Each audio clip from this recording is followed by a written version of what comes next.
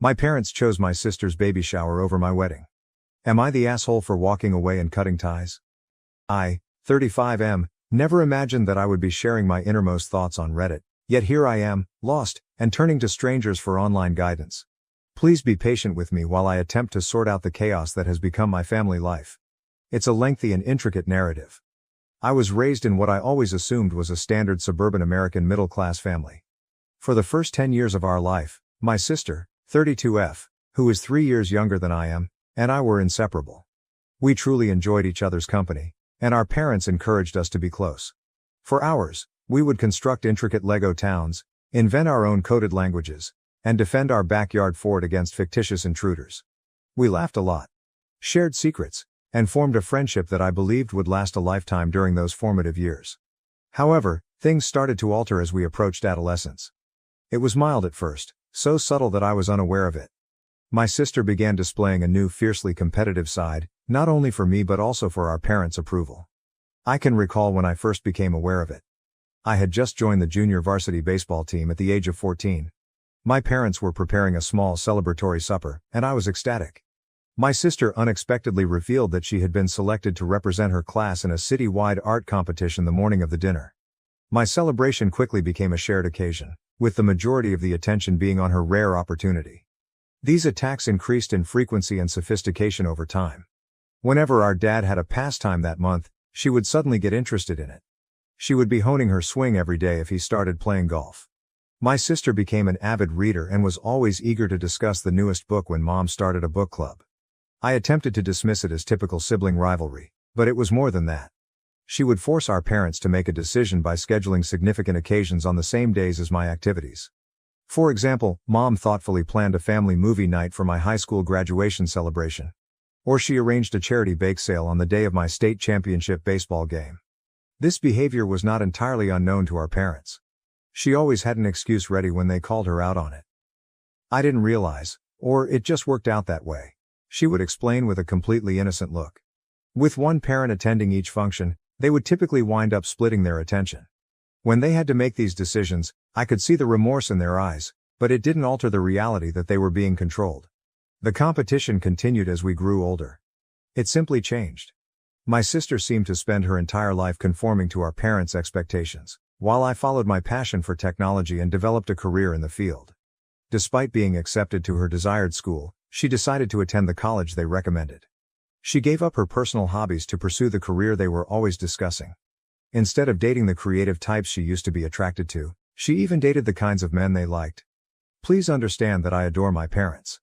Even when I took a different route than they had in mind, they have always been there for me.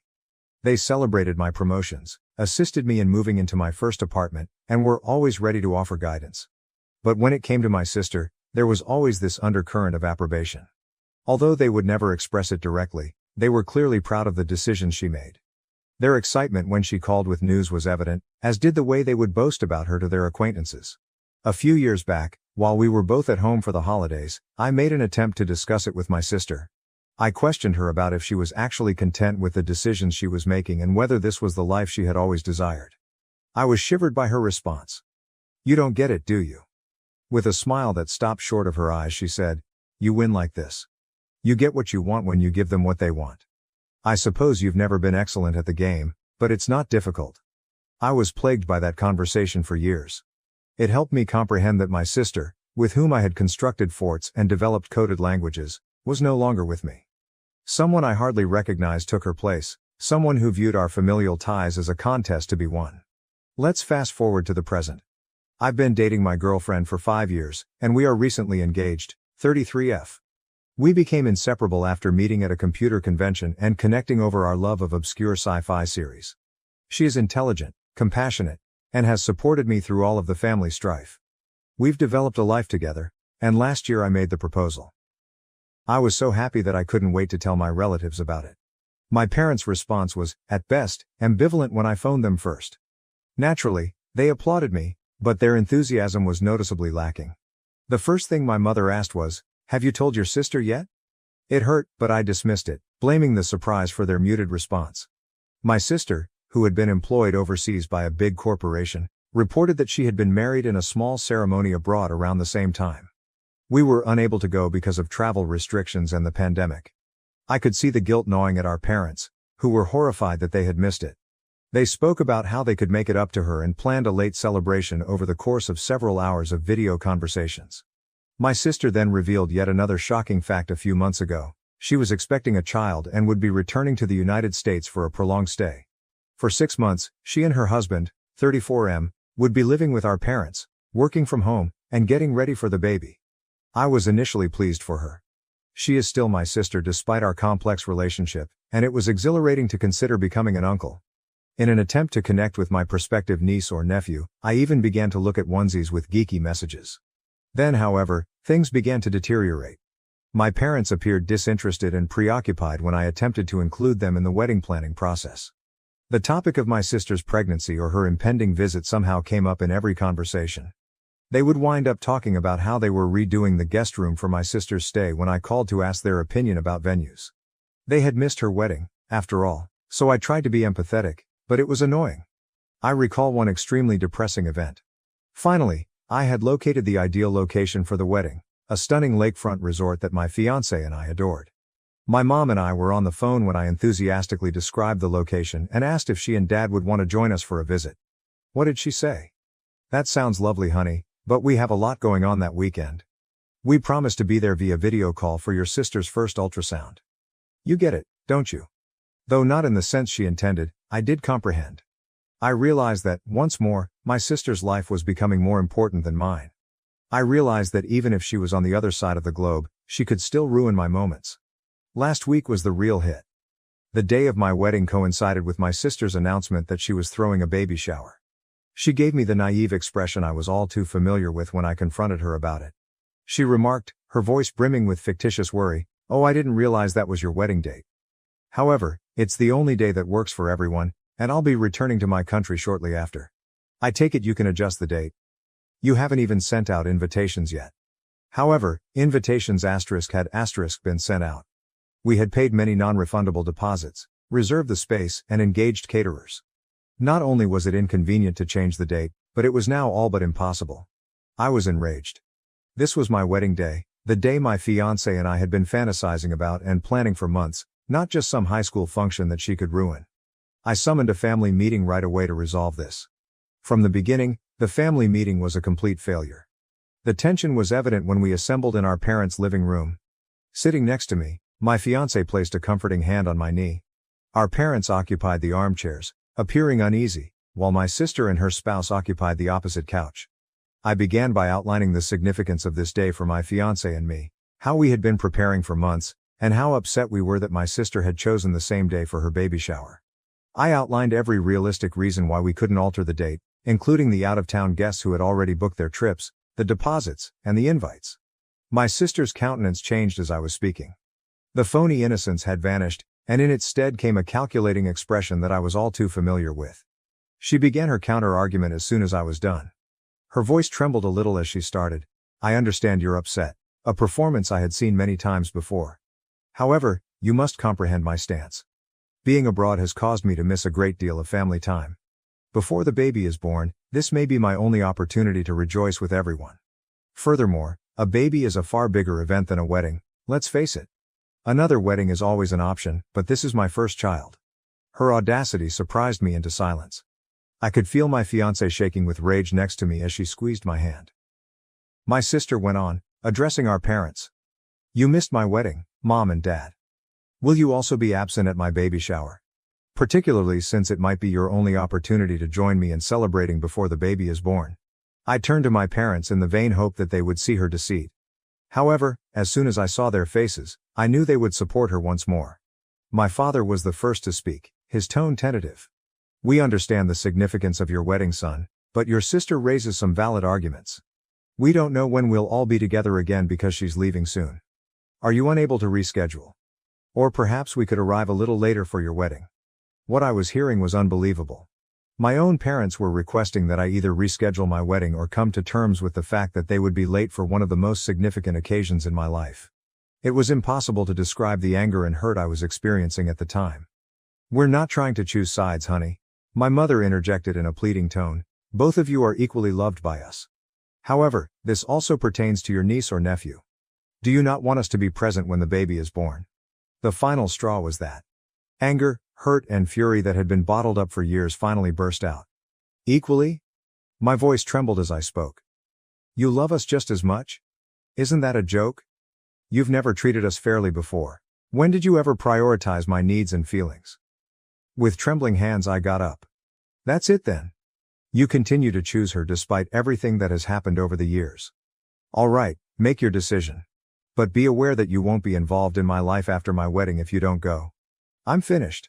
I'm done vying for your affection and attention. I've had enough of being the son you only consider while she's not there. There was silence in the room. A look of horror replaced my sister's smug smirk.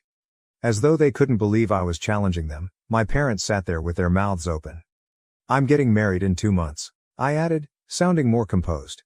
Until then, you must choose between supporting your son on the most significant day of his life and going to another event that your daughter has planned to control you. Make an informed choice because it will impact our connection for the rest of our life. I ignored their calls and stormed out after that. My fiancée trailed behind, her expression a mixture of pride and surprise. She hugged me while I sobbed when we got home. All those years of feeling inferior and seeing my sister take advantage of our parents came tumbling down. A week later, I'm still steadfast in my choice. I've made it plain to my parents that their decision will have long-term repercussions and my wedding is in 2 months. They have been phoning and texting me, alternating between begging and guilt-tripping, but I refuse to back down. Although she believes I should keep the possibility of reunion open, my fiancé supports me. While some people believe I'm exaggerating, others believe it's time for me to advocate for myself. My need for self-respect and my affection for my family are at odds. Am I the jerk for giving my parents this ultimatum, Reddit? Is this the proper thing to do or am I overreacting? From here, how do I proceed? I feel as though I'm at a crossroads and that I will lose something important whichever route I go. However, I also feel like I'm defending myself and my future family for the first time in a long time. Any guidance or viewpoint would be much valued. Update 1. After a hectic few weeks since my previous article, I thought I should give you all an update. I want to start by saying thank you to everyone who left a comment on my initial post. Throughout this trying period, your guidance and support have been priceless. What has transpired since then is as follows. Last Saturday, my fiancé and I tied the knot. In the company of friends who have become our chosen family, it was a lovely ceremony full of love. However, if I claimed it was flawless, I would be lying. What should have been the best day of my life was clouded by the absence of my sister and dad. My parents persisted in their emotional manipulation and guilt-tripping tactics in the weeks before the wedding. They texted, left voicemails, and even unexpectedly showed up at our flat. They consistently sent the same message. How could you harm the family in this way? Why are you acting so self-centeredly? Do you not realize how much your sister is suffering as a result of this? It was difficult, but I held my ground. There were times when I nearly gave in because I couldn't handle the thought of maybe losing my family forever. Despite everything, my fiancée, who is now my wife, was my pillar of support. She reminded me of the purpose of our actions and the significance of defending our future and ourselves. My mother sent me one last message the day before the wedding. Asterisk. We love you, son, but we are unable to support this decision, it said. We'll be at the baby shower for your sister. We're hoping you'll understand and pardon us one day. I would like to state that I was ready for this result and that I accepted it. However, the reality struck me like a ton of bricks. In our hotel room, I sobbed as a wave of hurt, rage, and intense, excruciating despair passed over me. As I sobbed, my wife comforted me by telling me that we were now beginning our own family. One based on love and respect for one another. The actual wedding was stunning. Where my family should have been, our friends filled the void and rallied around us. I was moved to tears when my closest friend's father even offered to walk me down the aisle. I knew I had made the right decision when I looked into my wife's eyes and spoke my vows. I picked this family because I earned their affection. We are currently in Bali for our honeymoon. With its immaculate beaches and verdant surroundings, this place is a heaven. I would be dishonest if I claimed that the family conflict wasn't interfering with our trip, even though it should be the most restful period of our lives. My sister sent me a long text message yesterday when we were relaxing by the pool. For the remainder of our honeymoon, I was inclined to ignore it and keep acting as though my family didn't exist. However, my curiosity overcame me. Something else was the message. Here's the main idea. Asterisk. I hope you're content right now. Mom and Dad are inconsolable. They were so sad about missing your wedding that they hardly enjoyed my baby shower. What made you so self-centered? Everything has been damaged by you. Simply because you couldn't stand not being the center of attention for once, you've ripped this family apart. Although I've always known you were envious of me, I never imagined you would go to such lengths. When the baby is born, don't bother to come see it. You are not my uncle. I read the message 3 times, twice, and once. I had a range of emotions every time, including rage at her foolishness, hurt at her harsh remarks, and a perverse sense of triumph that she had finally abandoned her naive behavior and revealed her true nature. When my wife saw how upset I was, she inquired as to what was wrong. She reacted with a mixture of disbelief and rage when I showed her the note. She wanted to answer, to finally put my sister in her place. However, I changed my mind. I chose to ban my sister's number instead. Even though it was a modest gesture, it felt like I was getting back some of my mental tranquility. My relationship with my family has been reevaluated as a result of this entire circumstance. I've spent years attempting to gain their acceptance and to be seen as equal to my sister. However, I'm beginning to realize how poisonous that dynamic was. The rules were rigged from the beginning, so I would never win that game. It hurts, don't get me wrong. A part of me still adores my parents and longs for the close-knit family dynamic. Though I'm sorry that I might never meet them, I can't help but think about my future niece or nephew. However, I know I've made the proper decision when I think back on all the years of manipulation and constantly feeling inferior. My spouse and I have been discussing family a lot, including what it means to us and how we wish to define it. We've made the decision to raise our kids in the kind, encouraging atmosphere I always wanted as a child. We will not put children against one another, but rather appreciate their individuality. We'll be there for both the major and minor events. I'm not sure what the future holds for my sister and parents. Reconciliation is something I want to keep open, but only if there are significant, genuine improvements. Pretending everything is fine while ignoring the fundamental problems is not something I can return to. They would have to own their wrongdoing, accept accountability, and demonstrate a sincere wish to improve. To be honest, I don't think they can do that. Right now, my wife and the life we're creating together are my new family. We're discussing establishing our own holiday customs and fostering a loving, respectful environment at home. It feels appropriate, but it's also a little frightening. I would say this to anyone who could be in a similar circumstance and unsure about whether to confront toxic family members. It's difficult, but it's worthwhile. Your happiness, your self-respect, and your peace of mind are all valuable. Even if they are relatives, don't give them up for individuals who don't genuinely appreciate you. For the first time in a long time, I feel hopeful, even though I have no idea what the future contains. More valuable than any familial approval is the life I'm creating on my own terms with a spouse who values and supports me. Again, I want to thank Reddit for all of your help and guidance. You don't realize how much it means. I'm going to concentrate on enjoying my honeymoon and looking forward to the future for the time being, but I'll provide another update if anything noteworthy happens. Update 2. Since my last update, which was approximately 3 months ago, a lot has transpired. I want to express my gratitude to everyone for their ongoing guidance and support. During this trying time, your words have given me strength. Approximately 2.5 months ago, my wife and I returned from our honeymoon. It was more difficult than we thought to return to real life. It was simple to turn my family's presence out of my mind when we were abroad. However, everything came flooding back when we were at home and surrounded by mementos of our lives before the wedding turmoil. My family made their first attempt to get in touch with me around 2 weeks after we returned. My dad texted me, saying, "We miss you, son. Can we have a conversation?" My wife and I debated how to react for hours after I showed her the note. There was a part of me that wanted to ignore it and stick to our no-contact rule. But there was another side that longed for reconciliation, a part I believed I had buried. We ultimately chose to react, albeit tentatively. Halfway between our houses, we decided to meet at a calm cafe as a neutral venue. Despite my wife's offer to accompany me, I chose to attend this initial meeting by myself. Without any protection, I had to confront my parents. I was quite nervous on the day of the meeting.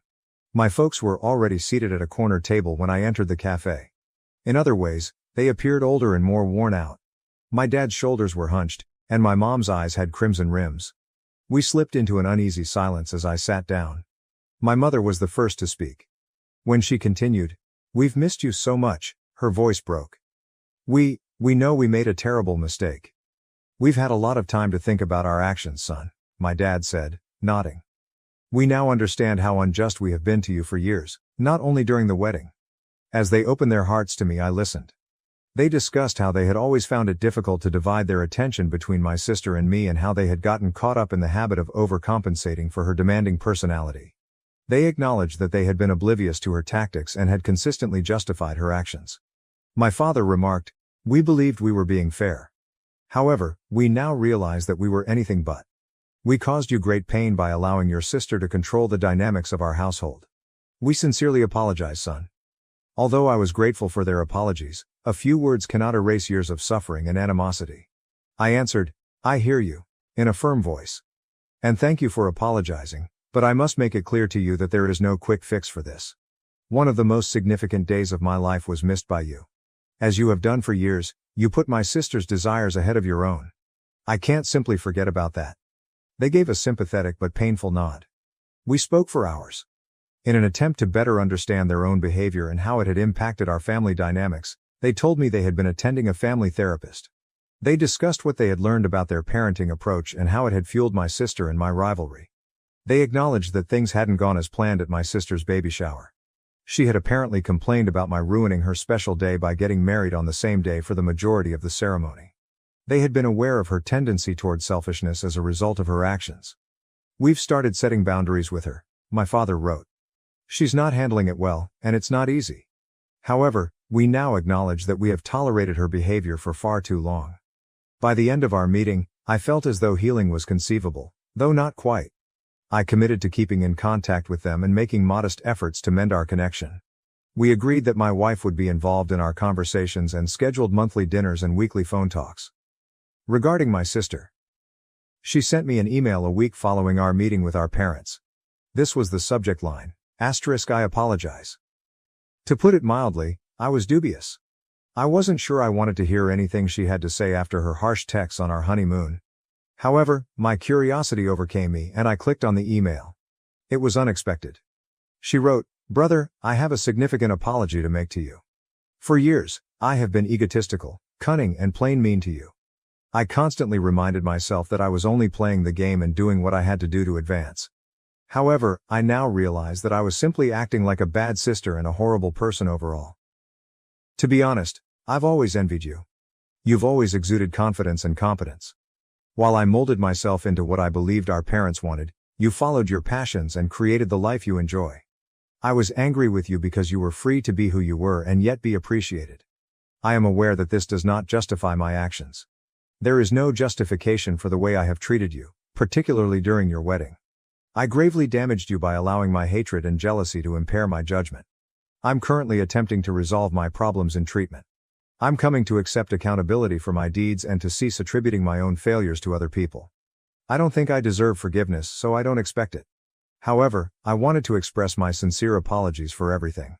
I hope that one day we will be able to resume our relationship, this time one that is based on respect for one another and true love. Best wishes on your nuptials. I hope the two of you are content with each other. Your sister." I tried to process my emotions by reading the email multiple times. I hadn't heard anything that sincere from my sister in a long time. My wife and I spoke about it for a long time after I showed her. I ultimately made the decision to reply, however succinctly. I told her that I valued her honesty and thanked her for apologizing. I clarified that although I'm not yet ready for a relationship, I'm happy she's seeking support and improving herself. Although I made it apparent that it would take time and be on my terms, I kept the door open for future communication. That's the current situation. I'm repairing my relationship with my parents in a cautious manner. My sister and I are currently in a holding pattern, however we may eventually get back together.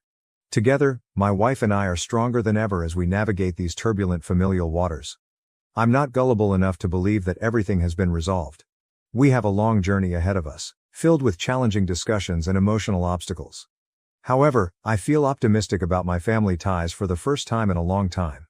I want to share this with those of you in similar circumstances. Advocating for oneself can result in positive change, but it can also be difficult. Setting limits, demanding respect, and putting your own health first are all acceptable. Additionally, if sincere attempts are made to resolve the problems, it's acceptable to remain receptive to reconciliation. Once again, I want to thank everyone for their support along this trip. Your words of wisdom and kindness have been priceless. Because of this group, I feel more prepared to face the future, even if I have no idea what it will bring. Now to the next story, Story 2. My brother's fiance's prank on my husband led to a defensive reaction, causing tensions that make me reconsider attending their wedding. Original post. I am 25F, my husband is 30M. My brother 32M and his fiance 31F recently came to visit us in our city. My partner and I are new homeowners and they were staying with us for the first time. My brother's fiance loves Halloween. She is also a Disney adult and has a childlike side to her which comes out sometimes. She's just super involved, absorbed, when it comes to her interests. Anyway, I'm just sharing this for context because my perspective is that she often gets carried away and I genuinely feel what I'm going to describe was the result of one of those moments where she just took it too far and suffered some negative consequences. She is, however, taking it as a very personal attack.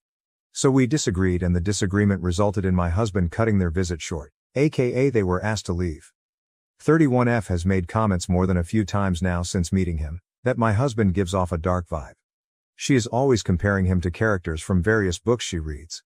It's not necessarily criticism, she always explains that they are compliments. Well, I'm not sure anymore. Her reasons for these comparisons are based on his looks, the general vibe he gives off and his tattoo. He only has one, but it's on his hand.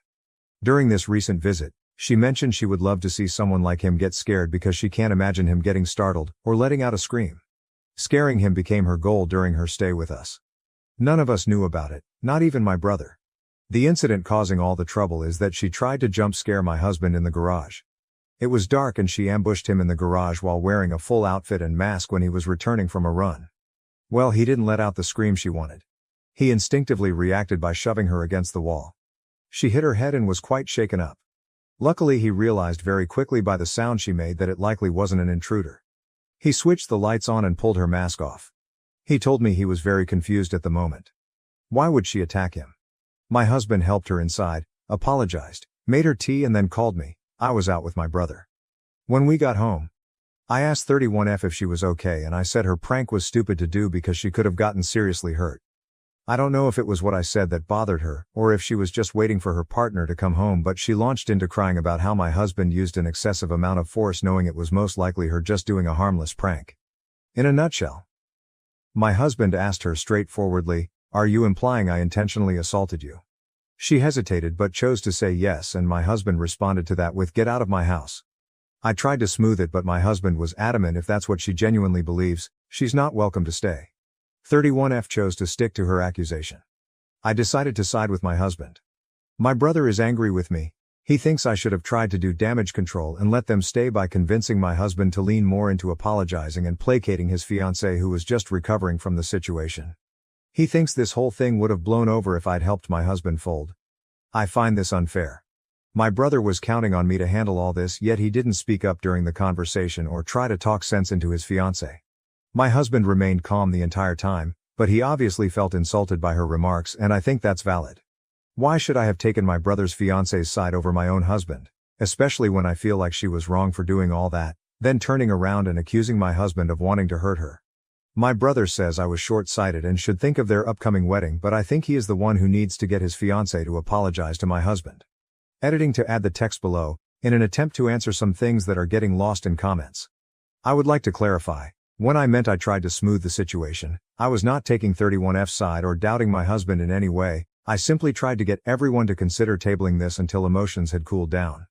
And by those emotions, I mean the hysterics of my brother's fiancée. My husband was calm throughout, although there was an obvious finality about his decision.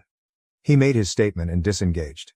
As mentioned, my brother looked to me hoping I'd persuade my husband, but I didn't, so they had to leave. The costume. I mentioned in a comment that I didn't get an opportunity to ask that night if she bought an outfit specifically for this prank, or if it was my brother's Halloween costume. They go to adult Halloween parties, and we're attending one this weekend 2 hours from where we live. It was part of my brother's costume. A mask, like a golden masquerade one but more coverage. It reminded me of the gold-jeweled animal masks from Squid Game, or something you'd wear to a Rothschild party in the 70s. And she had on a long robe cloak with a hood. People asked me to update. I will do that. Please look at my comments too in case I already answered a question you might have, but I think these two were the ones I saw pop up the most. I'm sorry I can't keep up with all the comments. I really tried. I will be showing this thread to my brother. Some of OOP's comments. Commenter. Info, What did your brother say when you explained how he should have leaned into having his future wife apologize because the whole thing would have blown over if he'd help her fold? OOP. He kept sticking to her being in shock and having the right to be upset because she got hurt, slammed against the wall. So instead of having a meaningful response, he kept downplaying her behavior and making excuses for her. He is saying he didn't want to invalidate her at that moment and that's why he stayed silent. And he feels that as a woman I should have spoken up to convince my husband to take full blame, try to make it up to her. I guess I'm learning a lot about my brother's relationship dynamic. Commenter. She seems inappropriately fixated on OP's husband. Why was she even pranking him to begin with? Do they normally have jokey banter? This is just so bizarre and I don't understand her thought process. OOP. I don't understand either. My husband has no banter with her. They don't have much of a rapport. All her impressions about him are just superficial ones she's made. She doesn't even know him. But she's the type of person who believes she is really good at reading people and convinces herself she's figured them out and what kind of person they are. She has tried guessing things about him in the past and she gets them wrong because she is basing him off her assumptions. I am sure she does this with other people she meets too. Could it be racially motivated? I don't think her behavior is racial. From my knowledge. She doesn't see him as a Disney villain but rather, like a dark type of character from books and TV shows and stuff. I shared her being a fan of Disney because I was trying to express that she gets really carried away by her interests and I think she loses sight of important things because she's too focused on whatever template she's referencing. He is just a calm and stoic person who is not very talkative. He is not shy, so I think he comes across as difficult to read and maybe a little intimidating because of that. He's just someone who observes more, isn't overly chatty and she doesn't even know him. She just fills the gaps in her knowledge about him with assumptions of who she thinks he is because she thinks she's good at reading people and figuring them out. She's not and has assumed wrong things about me too, but this is something she boasts as a skill of hers. I said it in another comment too. She makes confident guesses about my husband, but often gets it wrong. Dark. Oh wow. I'm learning via comments what dark actually means. And I don't get it, because my husband is not a mean person at all. I wouldn't even say he is brooding. He is just straightforward, calm and controlled and not a yapper like myself and the rest of my family, and her. Unapproachable. I can understand a little because of his stature. Being more of the silent type tends to make someone feel that way from a distance. But he has the warmest smile to bridge that. Sorry to hijack your comment, I know what you were saying. I honestly want to read some of these books now, just to try and see what she sees of my husband in all this. Because I don't see that. Update post. I got a lot of messages requesting an update. I have never made one before so I hope I'm going about this correctly. Editor's note, remove the recap. I tried to talk to my brother multiple times after the incident but each attempt ended in silence because I refused to give in to his demands. He wanted my husband and me to apologize to his fiancée, starting with me downplaying the whole situation so she wouldn't feel bad about her prank. I hesitated to send him the Reddit post I'd made. Initially, I thought it might work against us to make things worse. But his total inability to reason with me or see the situation for what it was became beyond frustrating. Since I couldn't physically deliver a cold hard slap to his face for asking me to be complacent and allowing my husband to be falsely accused of assault, I figured the next best thing would be for him to read all your comments. Following the advice I got here, I tried to get ahead of the situation by informing my parents. My dad, a reasonable and practical man, immediately sided with my husband. His comments were similar to what a lot of people here had said, focusing on how dangerous and reckless the prank was and the ramifications of being falsely accused of assault. My mom, who unfortunately has always favored my brother, suggested we at least hear her out, referring to my brother's fiancée. As livid as I was about her reaction, I wasn't surprised by it. My dad did try to shut down her skepticism, but she remained on my brother's side for a few days, until I showed them footage from my brother's Tesla, which he had tried to delete. The Sentry thing, sorry if I'm using the terminology incorrectly, I'm not a Tesla owner, recorded part of the interaction in the garage, not the jump scare itself. But the aftermath, which EMO was more crucial. My husband's account was confirmed. He used a measured amount of force to immobilize her and was prepared to escalate if necessary, which is beyond generous for someone to do in a situation like that, and definitely not owed. Many of you speculated that she might have a fixation or even a crush on my husband, and I'm starting to reconsider some past interactions with that in mind. I also misunderstood what a dark book she expressed she enjoyed, and compared my fiancé to. I learned from comments here that they are actually a subtype of the romance genre. I didn't know she was comparing him to characters in romance novels because one of the characters I recall her comparing my husband to was from a book about dragons. I genuinely wish I still remembered the names of various characters she's mentioned over the months so I could satisfy my own curiosity, but my brain glossed over the names during conversations. We have a group chat for the wedding, which includes my brother, my parents, my brother's fiancé, and her parents. In that chat I addressed the incident but didn't share the Tesla footage, only mentioned that it exists. Her parents didn't respond in the chat, though I know they saw the message. Later, her mom called mine. Apparently, they had no idea about the prank. It's hard to say whether they believe me or if they've taken their daughter's side after speaking with her. My brother's fiancé, and my brother, have both extended apologies to my husband, and have requested our presence at their upcoming wedding. My parents, trying to keep the peace, have encouraged us to go, saying it's the honorable thing to do. So, for the sake of family formality, we've decided to attend. However, my husband has made it clear that we'll be there out of obligation. We will be keeping a distance from them going forward. We haven't explicitly stated it, but there will be no future invitations to our home, not even for the holiday dinner we had planned before all this happened. My husband is going to minimize all future interaction with my brother's fiancé. I don't think we'll ever trust her again. I'll try to spend some one-on-one time with my brother to gauge where we stand. Our relationship feels strained, and this incident has made me realize that I lost him to her long before this happened, something I hadn't fully recognized until now. Thanks to everyone for sharing your opinions. A reporter from a news outlet reached out to me and I remember requesting that if anyone uses my story, I would like them to pass on the following sentiment: I hope that if you share my story, you can help highlight the dangers of ambush-style pranks. These types of pranks create a threatening environment and put everyone involved at risk of serious harm or injury. They are stupid and dangerous. No one should have to feel threatened or be put in a position where their safety is compromised for the sake of a prank. If that's the setup, then it's not a prank. Actions like these will always have consequences, some of which may be irreparable, and no prank is worth the risk of someone getting hurt. Editing to add a little footnote: I understand people get curious and invested, but please consider this my final update. If necessary, I will update again in the future, but it will be unlikely and I assure you it won't be anytime soon. I got a lot of DMs requesting updates on the previous post, so I thought I'd place this disclaimer here. And another edit to fix the formatting. I wrote this post in my notes app first, which was a dodo move apparently. Sorry I suck at this. Some of OOP's comments.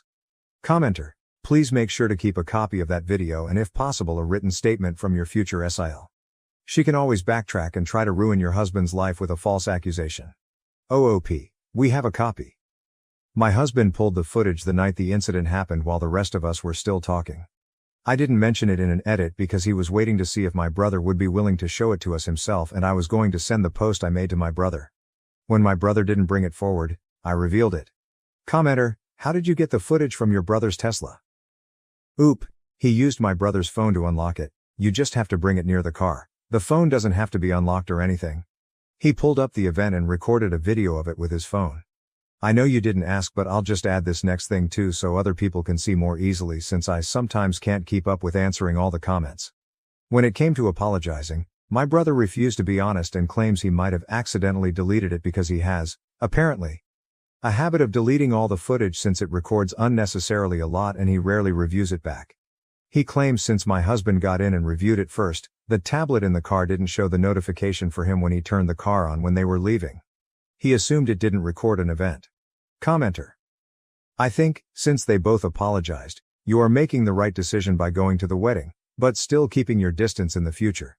Is the video good enough to see the look on her face after the prank went bad? OP: it started recording when he reacted to her, not before that.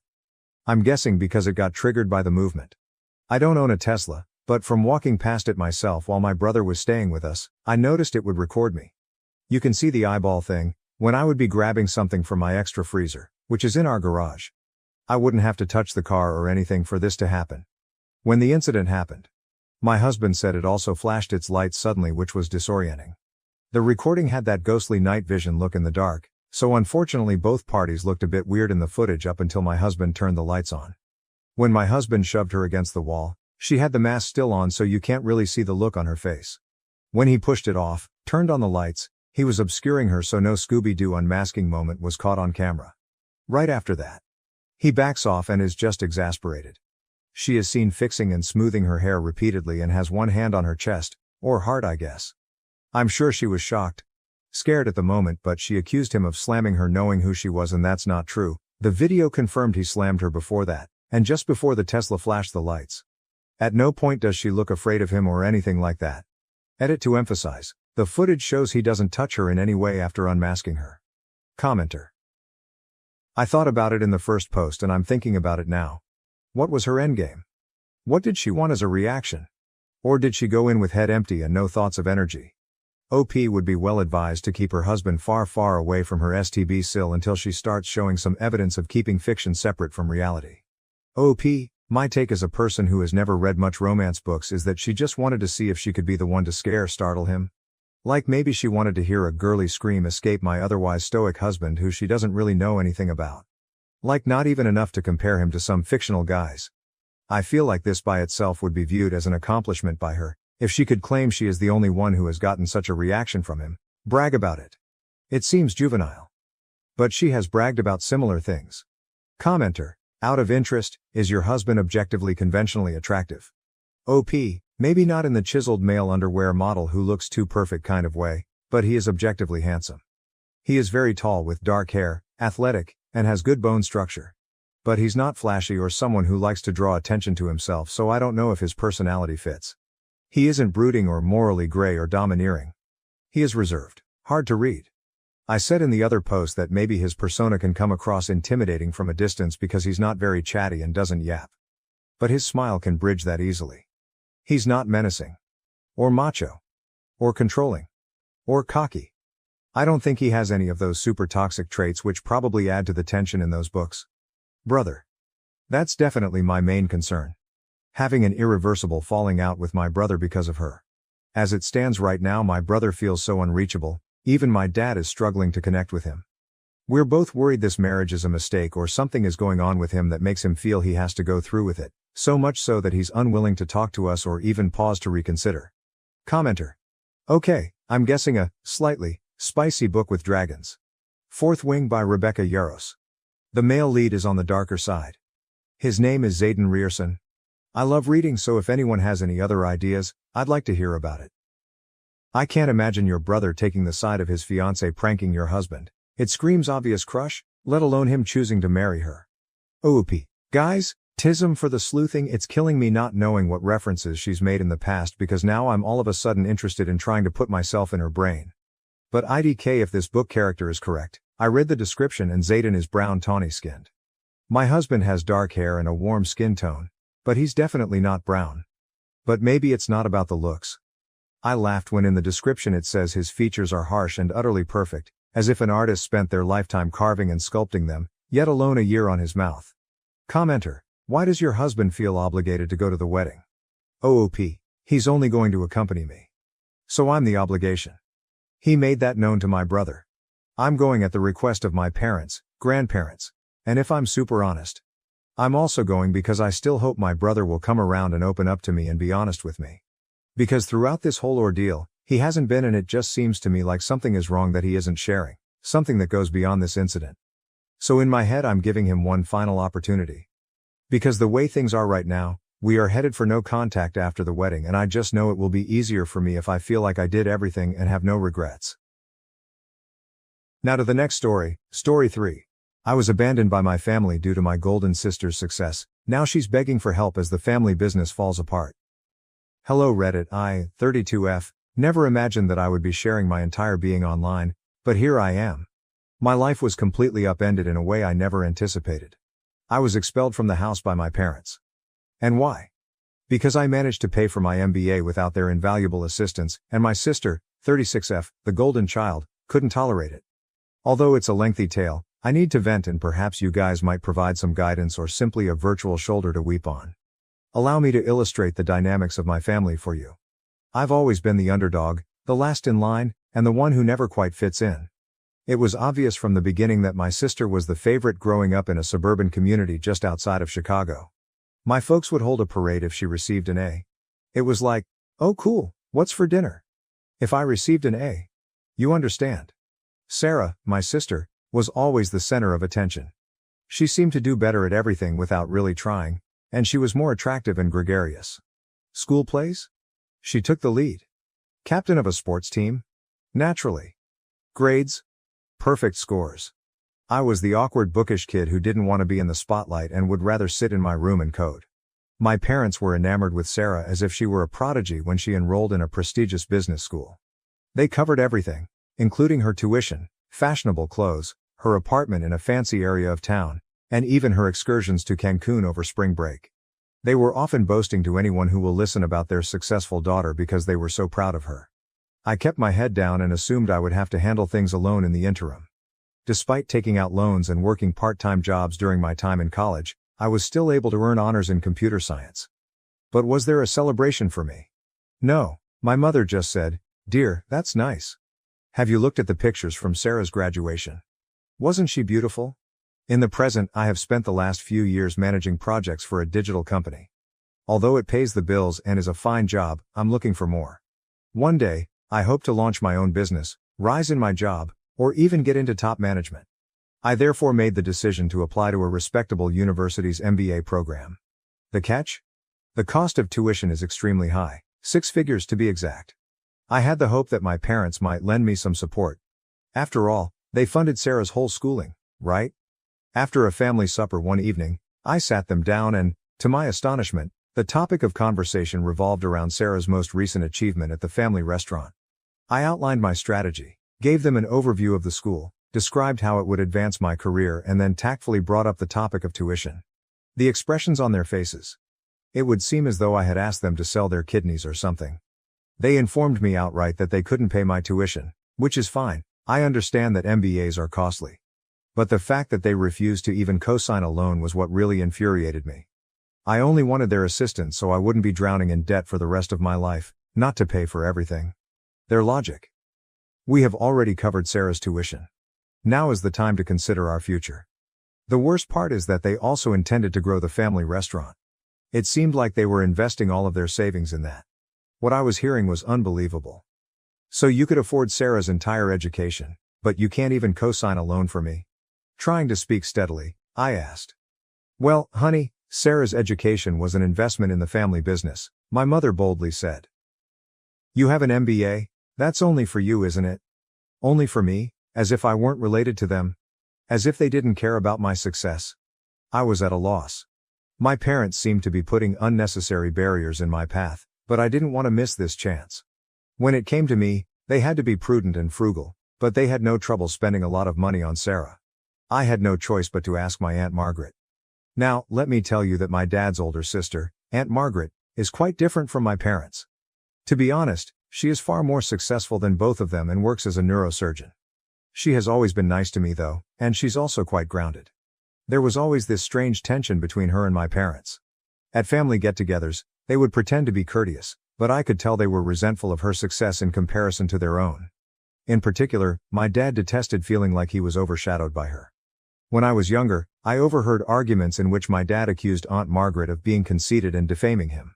At first, I wasn't particularly interested in involving her, but I was desperate. One day, I contacted her to see whether she would be able to assist me with the tuition. I described the circumstances, my parents' refusal to assist, and the significance of this MBA to me. Aunt Margaret made no hesitation at all. Of course I'll help, she said. Why didn't you approach me earlier? It would be an honor for me to invest in your future because I've always believed you have a lot of promise. I felt so grateful, but I was also afraid my dad would find out. He would go crazy if he found out that I had approached his sister behind his back to request money. In order to keep it a secret, I pleaded with Aunt Margaret. Recognizing the complicated family dynamics at work, she concurred. After that, everything was well for a time. Since my tuition was paid for and I was preparing to begin my MBA school, I assumed I was safe. I felt both anxious and optimistic about the future. I felt like I was winning for once. Sarah made the decision to wreck everything at that point.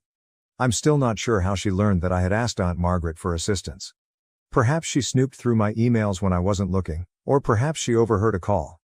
However, she did discover, and as the golden child that she is, she was unable to ignore it. She had to make it into a large, theatrical spectacle. After a long day at work, I was thrilled to share some news about my impending MBA orientation when I got home one evening. However, I could sense a problem as soon as I entered the room. The home was eerily silent, and the air felt heavy with stress. My heart fell as I walked to the living room. Everything I owned, including my books, clothes, and even my bedding, was put up in boxes. I felt as though the house was erasing me. Sarah was standing off to the side with this smug, self-satisfied expression on her face while my parents were seated on the couch, their emotions a mixture of disappointment and rage. I had the impression that I had entered a perverse intervention. My father wasted no time. "Explain this," he asked, tossing me a pile of papers. I picked up the papers with trembling hands, not understanding a word he was saying. I became aware that Sarah had completely lost her mind at that point. She had created these fictitious emails between Aunt Margaret and me, giving the impression that I was betraying the family. The emails gave the impression that I had given Aunt Margaret the trade secrets of our family restaurant in return for her covering my tuition. Recipes, supplier details, and even the restaurant's finances were discussed. I didn't really have access to any of these things, but Sarah did. My eyes were unbelievable. After looking through my laptop, Sarah discovered several emails that I had sent with Aunt Margaret, which she subsequently altered using Photoshop or some other program. She painted me as a traitor of some sort, as though I had betrayed our family. I was taken aback. "This isn't real." I stumbled my way out.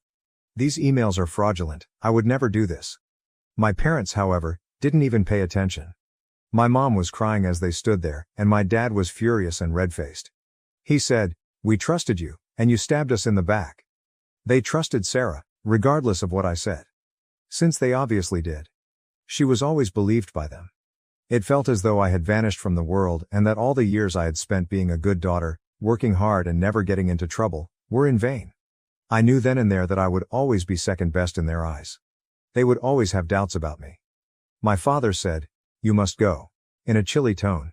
"We won't have a traitor in this house." I pleaded with them to think again. I made an effort to clarify the MBA and how Aunt Margaret was only assisting me, much like they had assisted Sarah. My parents didn't care, but I didn't want to burden Aunt Margaret, especially since she had already promised to cover my tuition. They claimed I was a traitor and refused to interact with me. Sarah simply stood there the entire time, her arrogant expression never changing. Her eyes said louder than words could. She had prevailed. The sister, whom she always viewed as a rival, was finally gone. That was it. I only had a few boxes of my belongings and the clothing on my back when I fled. I noticed the neighbors looking out their windows while I was loading my car, presumably curious about the drama. I felt totally alone, deceived and embarrassed. As soon as I was in my car, I called Aunt Margaret, crying so hard that I could not speak. Without asking any questions, she told me to come to her apartment right away. Without her, I'm not sure how I would have made it through. I'm currently residing at Aunt Margaret's home. With her offer of a place to stay and her assurance that she still wants to assist with my MBA, she has been a tremendous support system.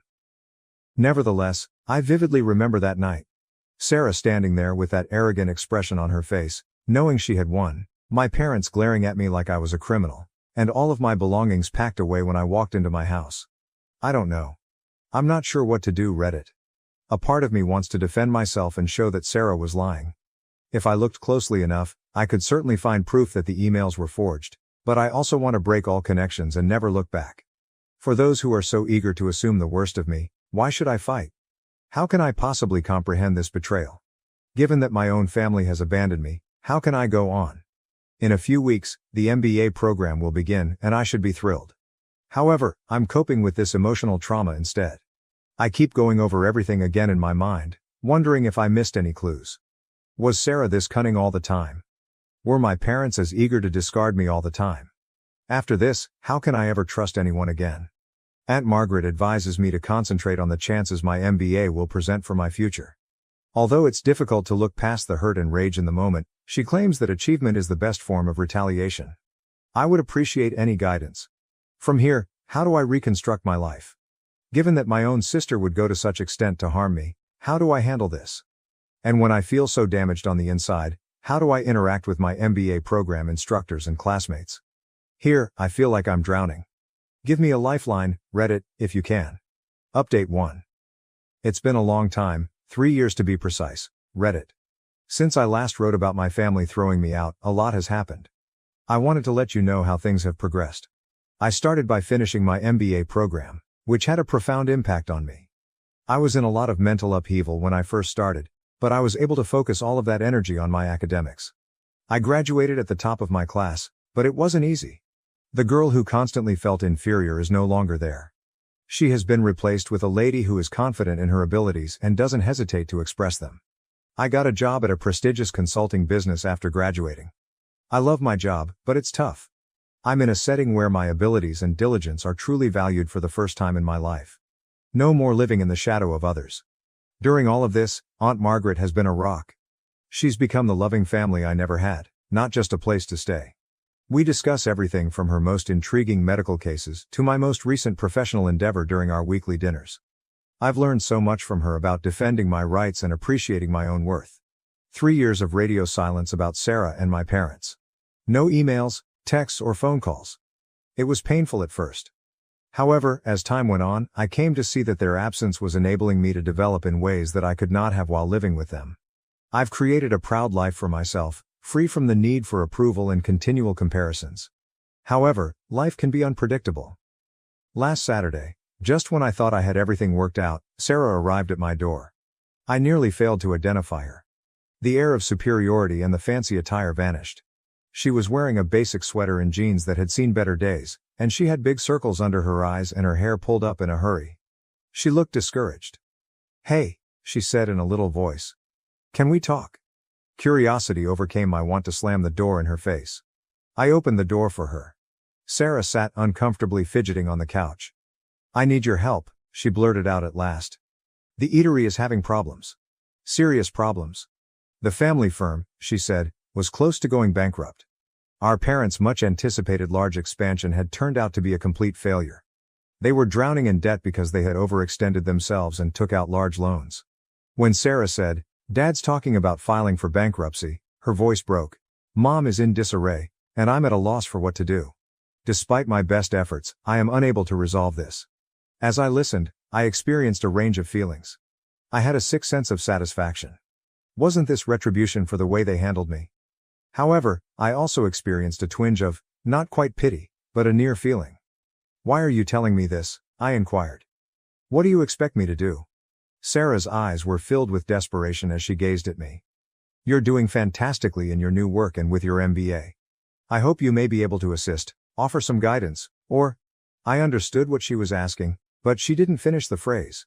She desired money. The black sheep is being rescued by the golden child. The irony was nearly unbearable. I said, "Let me get this straight," maintaining a calm voice. "After everything that happened, after 3 years of silence, you show up asking for help." Sarah was gracious enough to appear embarrassed. Quietly, "I know I messed up," she said. I felt envious. "All right. You were always so capable and intelligent. I lost it when I learned that Aunt Margaret was assisting you. I apologize." After 3 years, all she could do was apologize. It was dreadfully insufficient. "Sorry doesn't cut it, Sarah," I responded. "You have no idea what I've been through because of what you did." "I know," she responded, her eyes welling with tears. "But we're still related, aren't we? Family members support one another. Just give it some thought, please. Family." The word struck me hard. After everything that had transpired, were we still related? I informed Sarah that I needed some time to reflect. With a disappointed expression, she left her number and left. And now I'm here, attempting to decide what to do. On the one hand, I've put a lot of effort into creating this new life for myself. The familial drama, the incessant comparisons, and the sense of inadequacy have all finally left me. Is it really my intention to become entangled in all of it again? However, a tiny part of me still gives a damn. I feel something when I consider my parents' bankruptcy, not quite pity, but also not disinterest. However, there is a part of me that sees this as a chance to show them what they lost when they rejected me. To definitively demonstrate that I am not the failure they have always believed me to be. However, is it worthwhile? After the way they treated me, do I owe them anything? And would things truly change even if I did help? Or, regardless of what I do, would I always be the second best daughter? Reddit, I'm conflicted. How would you respond if I were you? Should I defend myself and let my family work out their own problems? Or should I assist them and run the danger of getting injured again? I've been thinking about it for the past few days, but I'm still not convinced. A part of me wants to step up, offer them a helping hand and pull them out of this mess. It might present an opportunity to re-establish our friendship on more equal terms. Another part of me, though, is screaming to go away. I'm still recovering from the profound damage they caused me. Would I truly want to expose myself to that suffering once more? Aunt Margaret and I have discussed it. As usual, she has been encouraging. telling me that she will support me no matter what. However, she cautioned me as well. Sometimes helping others means sacrificing yourself, she stated. Make sure you're not setting yourself on fire to keep them warm. I've been distracted recently, and my coworkers have noticed. Some have listened sympathetically, but I haven't told them the specifics. One of them stated, sometimes the most professional thing you can do is to keep your personal life separate from your work. That statement has stayed with me ever since. The MBA courses on crisis management and corporate turnarounds are still on my mind. It's likely that I could assist them and provide a strategy for escaping this situation. Should I though? Am I accountable? What about the apologies from Sarah? Is it sufficient? Is this just another ploy, or can I believe that she truly feels bad? I'm also concerned about how it might affect my personal financial security. Even though I'm doing well now, I'm not exactly making a ton of money. Assisting them might jeopardize my future ambitions. One thing is certain, this time, whatever I decide, it will be on my terms. I've changed from being that insecure, terrified girl. No matter what occurs with my family, I will always be a strong, accomplished woman who recognizes her value. What do you think, Reddit? Should I put my own health first and let my family deal with the fallout from their choices, or should I offer them assistance? I'd greatly benefit from an independent viewpoint on this. Update 2. It's me again, Reddit. Things have taken a crazy turn since my previous update, and I can't believe I'm back so quickly. Do you recall how I debated whether or not to assist my family with their restaurant problems?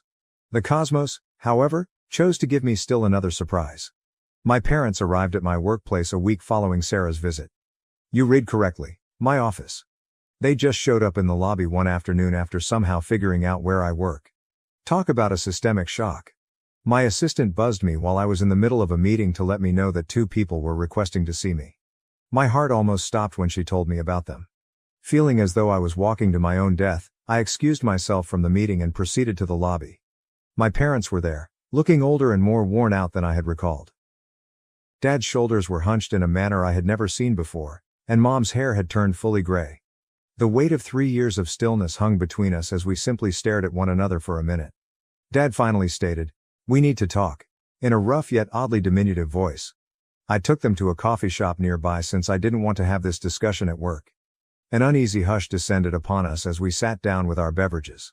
Determined not to make things easy for them, I waited for them to speak. Mom was the first to break. She added, "We were wrong," in a shaky voice. "We ought never to have expelled you. We ought to have paid attention to you. We sincerely apologize. Over the last 3 years I had dreamed of this moment countless times, but now that it was actually occurring, I felt nothing. There was only a hollow emptiness, no relief, no joy, not even rage." Dad added his voice. "You should return home. We can overcome this difficult period as a family once more." To give myself some time, I took a drink of my coffee. "Why now?" At last, I inquired. "Why after 3 years of silence?" After they looked at each other, I realized there was more to this tale. The depth of their desperation became evident as they started to explain. The restaurant was a total failure, not merely having financial difficulties. In addition to going overboard with the expansion, they had been taking shortcuts and breaching the law to stay afloat, including tax evasion, health code infractions, and even some dubious supplier transactions. They now faced possible criminal penalties in addition to bankruptcy. Dad said, "We need your help," in a voice that was just audible above a whisper. "Your business knowledge, your connections, you could save us?" Stunned, I sat there. My parents, who had dismissed me on false pretenses and had always viewed me as second best, now viewed me as their only hope. "Let me get this straight," I remarked, finding it difficult to maintain my composure. "You kicked me out, believed the worst of me without any proof, didn't contact me for 3 years, and now you want me to bail you out of your illegal activities?" Mom attempted to grasp my hand as she reached across the table. I retreated. With tears in her eyes, she continued, "We know we don't deserve your help. However, we remain family. We're at a loss on what to do, so please." Family. That word was used once more. However, as I observed them, I came to the realization that they were no longer members of my family. Aunt Margaret, a member of my family, had given me unwavering support. My family consisted of the friends I had established at work and in my MBA program who respected me for who I was. I inhaled deeply. I said, "I'm sorry," and I was surprised at how composed I felt. "But I am unable to assist you. What you're asking, money isn't the only factor. You're asking me to sacrifice all I've worked so hard to achieve, including my job and principles. I'm not capable of doing it. Their shocked expressions were nearly funny. They obviously didn't think I would say no. Anger colored Dad's face. After everything we've done for you, I interrupted him. What have you done for me? You mean denying me support for my education when you paid for Sarah's, excluding me on false pretenses and favoring her throughout my life. Now Mom was crying aloud. Please, sweetie, we'll lose everything. I experienced a little pang of guilt. Then I thought back on the previous 3 years, including the hardships, the suffering, and the development and accomplishments I had made on my own. I stood up and said, I'm sorry you're in this situation, but these are the results of your own actions. I am unable to save you. We'll be ruined, Dad yelled as I turned to go. Is it your preference? I stopped and turned to face them. I want you to accept responsibility for your actions, I stated. I want you to understand how much you lost when you threw me out. What I really want, though, is to be free of your drama and manipulation. I left my parents behind and left the coffee shop after that. I felt as though a burden had been lifted as I entered the street. I had finally chosen myself, set my boundaries, and confronted them. However, the tale doesn't stop there. I gave that confrontation a lot of thought. I came to the realization that merely leaving was insufficient. My parents' actions were unlawful, and if they persisted, others might suffer harm. I therefore had to make a tough choice. I reported what I learned about the restaurant's unlawful operations to the appropriate authorities, including the police, the IRS, and the health department. Although I knew it was the right decision, it wasn't an easy one. The consequences were severe and quick. Screaming and sobbing, Sarah called me and accused me of ruining the family. I don't know what grounds my parents believed they had, but they alternated between pleading for assistance and threatening legal action in their voicemails. But I didn't back down. I informed the authorities of what I knew and made it apparent that I was not involved in any unlawful activity. Aunt Margaret was there for me during the difficult few weeks, reassuring me that I was acting morally. Although the inquiry is still underway, the eatery has reportedly been closed while a thorough audit is conducted. Sarah and my parents are facing severe legal repercussions. Although it's not a joyful conclusion, it's a fair one. In my case, I'm doing all right, actually better than all right. With everything, there's a feeling of closure. The harmful family dynamics that hindered me for so long have now been broken. I have a successful career. I've even received an approach regarding a possible promotion. I feel like I've found a true professional home because of how supportive my coworkers have been during this process. I've never been closer to Aunt Margaret. After everything calms down, we're arranging a trip together, so we have something to look forward to after all this worry. I'm not going to act like it's been simple. There are times when I question whether I made the correct decision and feel bad. However, I know I made the correct decision when I think back on all the suffering they inflicted on me, including the years of manipulation and partiality. Here I am then. I felt confused and alone after being evicted from my house 3 years ago. I am now independent, prosperous in my work, surrounded by individuals who truly care about me, and at last free from my family's poisonous influence. Although some may have wished for a joyous family reunion, this is my tale, and I'm glad of the progress I've made. Remember this: if you're struggling with toxic family members or tough choices, you have the right to put your own health first. You are entitled to establish limits.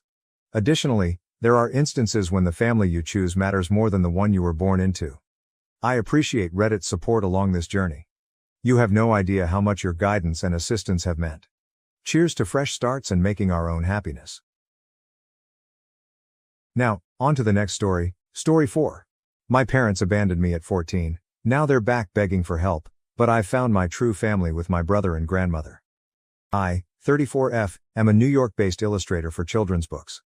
For 12 weeks in a row, my most recent series, Dreams and Watercolor has been on the New York Times bestseller list.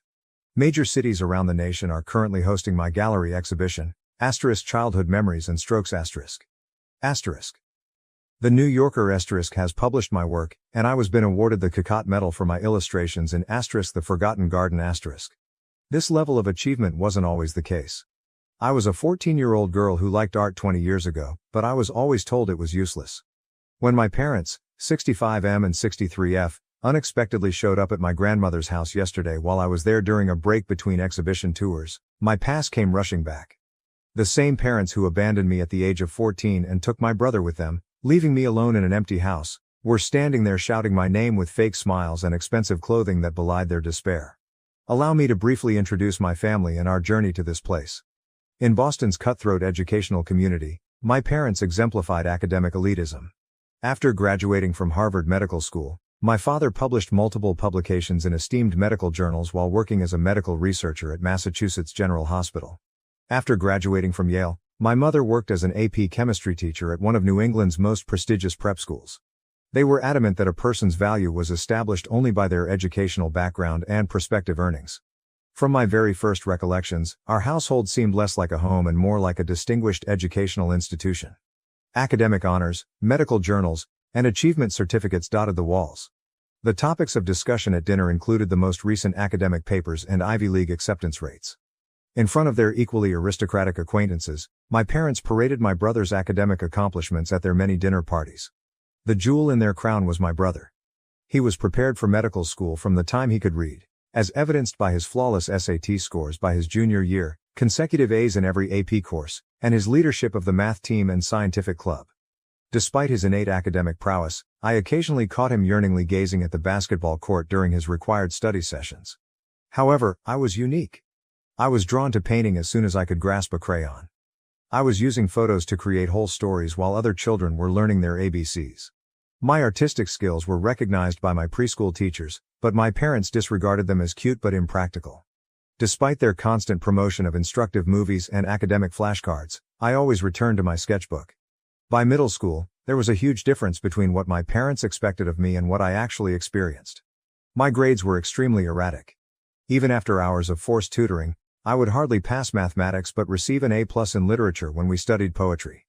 My haven was art class. My parents never showed up for the ceremonies, even though I won the statewide Young Artist competition 3 times in a row. My first true supporter was Mrs. Thompson, my art teacher at Franklin Middle School. She acknowledged not only my technical proficiency but also my distinct visual narrative style. She would remain after school to teach me new skills and tell me, "You have a gift. People are moved by your art." She made several attempts to contact my parents with notes about scholarships for art school and potential careers in drawing and animation. Those notes, always followed by my mother's characteristic scoff, inevitably ended up in the trash. As we grew older, the differences between my brothers and my lives became more noticeable. He received new clothes for each academic accomplishment, visited academic summer camps at prestigious colleges, and had private tutors for every topic. In the meantime, I spent summers alone myself in my room while they took my brother on college campus tours, wore my brother's hand-me-downs despite being a girl, and ate whatever was left over after their family dinners, which I was frequently told to forgo in order to concentrate on getting better grades. The infrequent times I spent with my brother were the only positive aspects of our family. He occasionally crept into my room late at night to help me with my arithmetic homework and bring refreshments from his study sessions. "Your drawings are amazing," he would mutter as he carefully perused my sketchbook. "I wish I could create something like this." Although those times of intimacy were priceless, they were always tempered by the awareness that publicly endorsing me would put him in danger of being targeted by our parents. Home life grew more and more alone. My parents no longer acknowledged me unless it was to bring up yet another academic setback. They told me I needed to do my own laundry by setting up a washing machine in the basement and placing an instructional DVD close by. When they weren't around, I had to scrounge meals out of the refrigerator. My room, which was stocked with art equipment I had saved up for by gathering recyclables and helping out around the house, became both my haven and my jail. After then, everything changed on that Tuesday in April. After looking over my portfolio, Mrs. Thompson was overjoyed. She exclaimed, "This is college-level work," while displaying pamphlets from many art schools. "With your talent you could get a full scholarship." I felt for the first time that there were actual options for my future. With aspirations of art school and a future where I could be myself, I recall almost flying home. However, the house felt different, empty, when I opened the front door. There were none of the typical sounds of my mother typing or my brother's study music. The quiet was overwhelming. A note was placed on the dining room table, the same table where I was not permitted to eat with them. It was my mother's handwriting, chilly and exact. "Your brother will be moving to a different school. We've made it possible for you to live here." That was it. No contact details, no explanation, no farewell. I was left behind like unwanted furniture in a house that had been abandoned after they had stolen my brother. I passed out in the hallway. My portfolio all over the floor, my tears mingling with my sketches. I sat there for hours trying to figure out what I had done to merit such total desertion. Even though it was getting dark inside the house, I was unable to move. I mistakenly hoped that they would return, that this was simply some fancy lesson about academic dedication, as I heard every creak and moan of the house. Practical concerns started to surface as the shock subsided. I was 14 years old. How was I to survive on my own? What about expenses for education, bills and food? In my distress, a recollection of my grandmother came to mind. We used to see her frequently before my mother and her had an inexplicable falling out. She was a foster home caregiver who never questioned my love of art and always had a special grin for me. I spent hours looking through old documents and cabinets before discovering an address book hidden under the landline phone. With shaking hands, I called her number, hoping it was still active. I started crying when her kind voice answered. I was able to describe what had transpired despite my emotions. "I'll come right away, sweetheart," she responded without hesitation, and I will never forget that. "Bring anything that is important to you." Considering that she lived 2 hours away, my grandmother came in record time. She remained silent when she saw me with my painting tools all about me, my clothing filthy and my face wet with tears. She simply gave me a hug while softly caressing my hair in a way I had nearly forgotten was possible. She whispered, "Your beautiful art," as she studied my strewn-about drawings. "Let's get you and your talent somewhere safe." My life was totally altered by the years I spent with my grandmother. She resided in an ancient house surrounded by nature in a little hamlet in western Massachusetts. My new school was completely different from my previous one. It was smaller, more caring, and had teachers who valued me as a person rather than just my GPA. I was able to breathe for the first time. My grandmother used some legal wrangling to convince my parents to give minimum financial support. I later found out that she had threatened them with child services and public exposure. But that was all they were involved in. I never saw or spoke to them, and I never even got a birthday card. My granny turned into my staunchest ally. Using materials she found at flea markets and yard sales, she converted the sunroom into an art studio. She used to say, "Art supplies are an investment in your future, even in times of financial hardship." She helped me prepare my first portfolio, photographed every piece I made, and went to every art show. I saved every cent for art school by working part-time jobs throughout high school. Because my teachers helped me make connections between art and other courses, rather than because I felt under pressure, my grades also improved. Perspective and composition became central to geometry. I learned about color theory and pigments thanks to chemistry. My illustrations were inspired by history. With the help of my grandmother's constant support, part-time job and student loans, I managed to attend the Rhode Island School of Design after winning a partial scholarship. College changed my life. I discovered my voice, my community, and my style. A small publishing business became interested in my thesis idea, a children's book about a young artist figuring things out. It wasn't an easy road to success. I barely made enough money from my first novels to pay off my student loans. I worked as a freelancer, lived in a small studio apartment, and occasionally questioned whether my parents were correct to say that art was not practical. However, I persisted in pushing, creating, and believing in the road that my grandma had guided me to. Then everything changed 3 years ago. My grandmother's garden and her loving nature served as the inspiration for my book The Forgotten Garden which appealed to both parents and kids.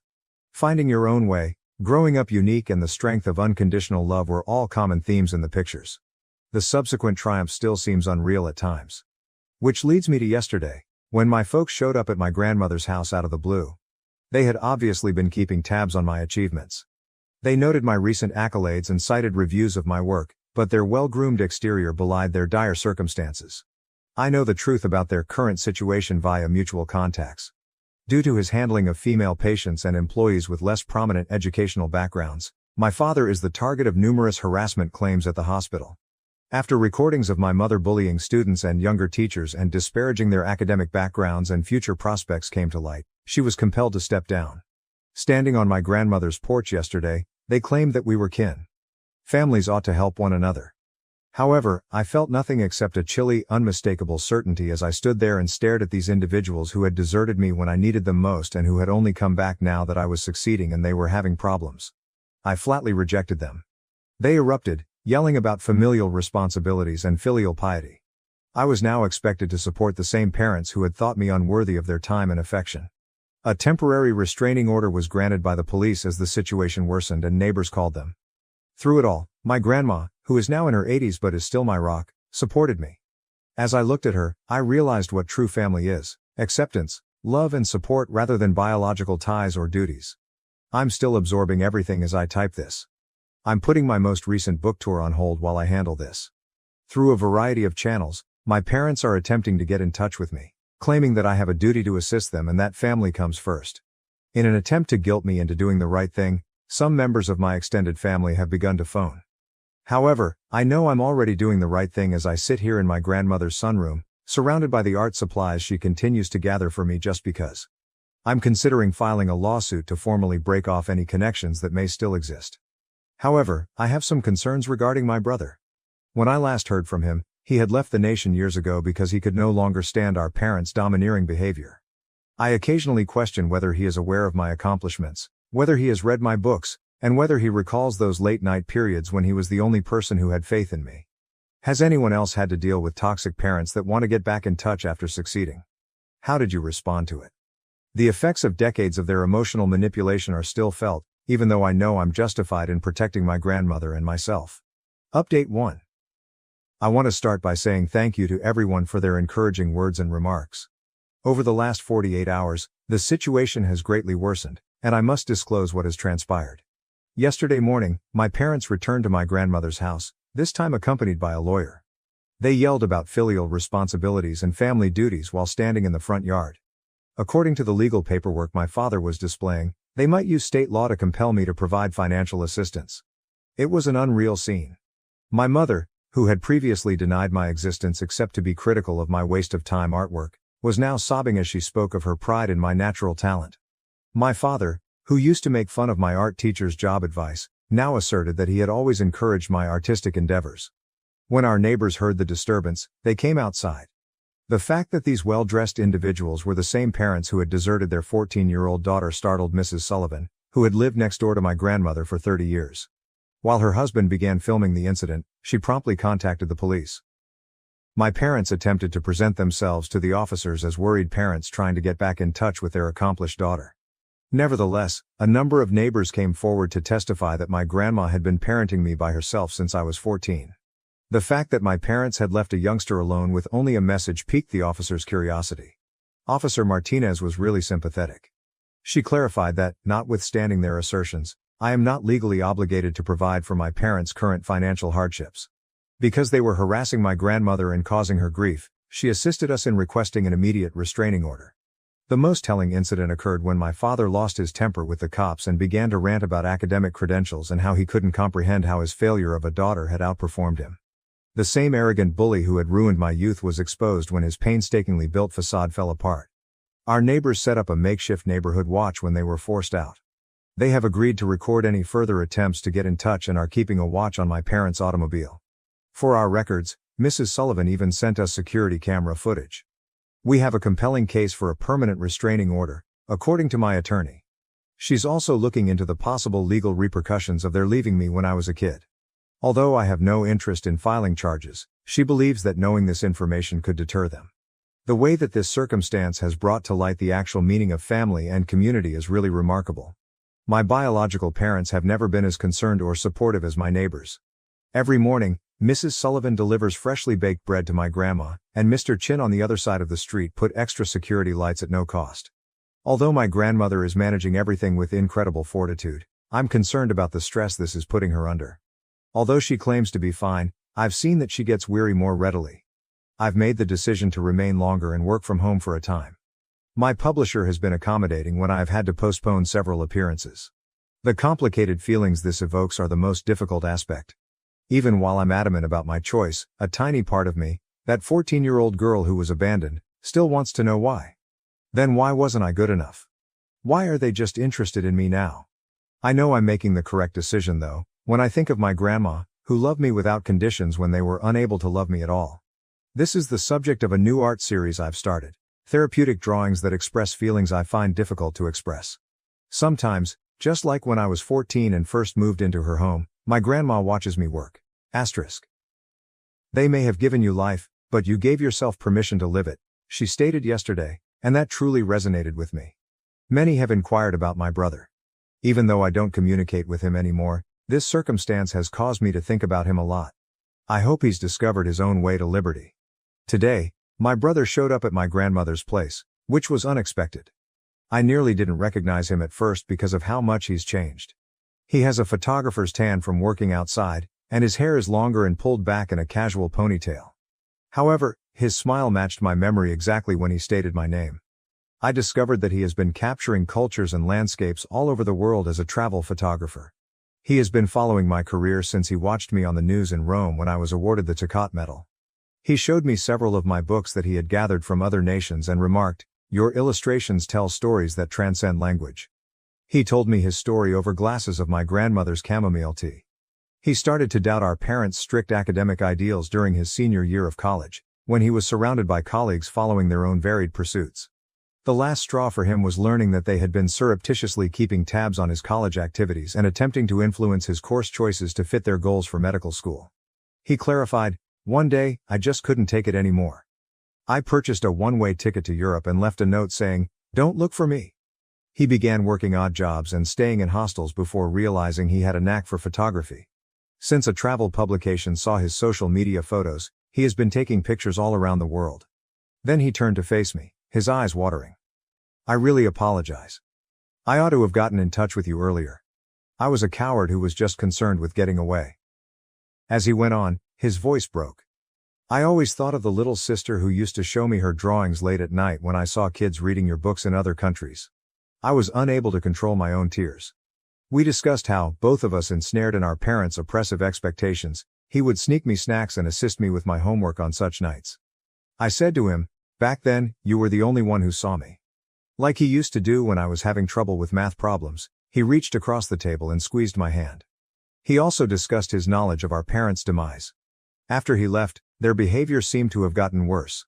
They became more and more oppressive at work without either of us to keep them in check. While Mom's verbal abuse of students and younger teachers finally caught up with her when someone filmed her outbursts, Dad began to harass female patients who didn't reach his educational standards. Occasionally, my grandmother wiped away tears as she observed our reunion from her favorite armchair. She disappeared into the kitchen to make her unique candied sweet potatoes, which she used to make for our infrequent visits as children, when we inquired about lunch. The flavor reminded us of the good old days before our parents' greed ruined everything. We discussed future plans over dessert. The location of my brother's upcoming photographic project is only a few hours away in New York. As we looked at old pictures my grandmother had saved, my brother reflected, "Sometimes I wonder if they ever loved us." We're going to hold monthly family meals here at grandmother's house, real family dinners, full of love and acceptance instead of academic pressure and judgment. "Perhaps in their own perverted manner," I answered. "But they were more in love with their conception of success." He nodded, fully comprehending. "No more 20-year gaps, okay?" my brother said as he gave me a hard hug before he left. "Little sister, you're trapped with me now."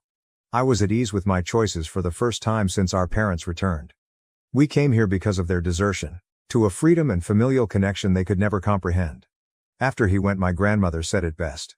"Families are sometimes made rather than born. Founded on understanding, love and second chances." She is correct as usual.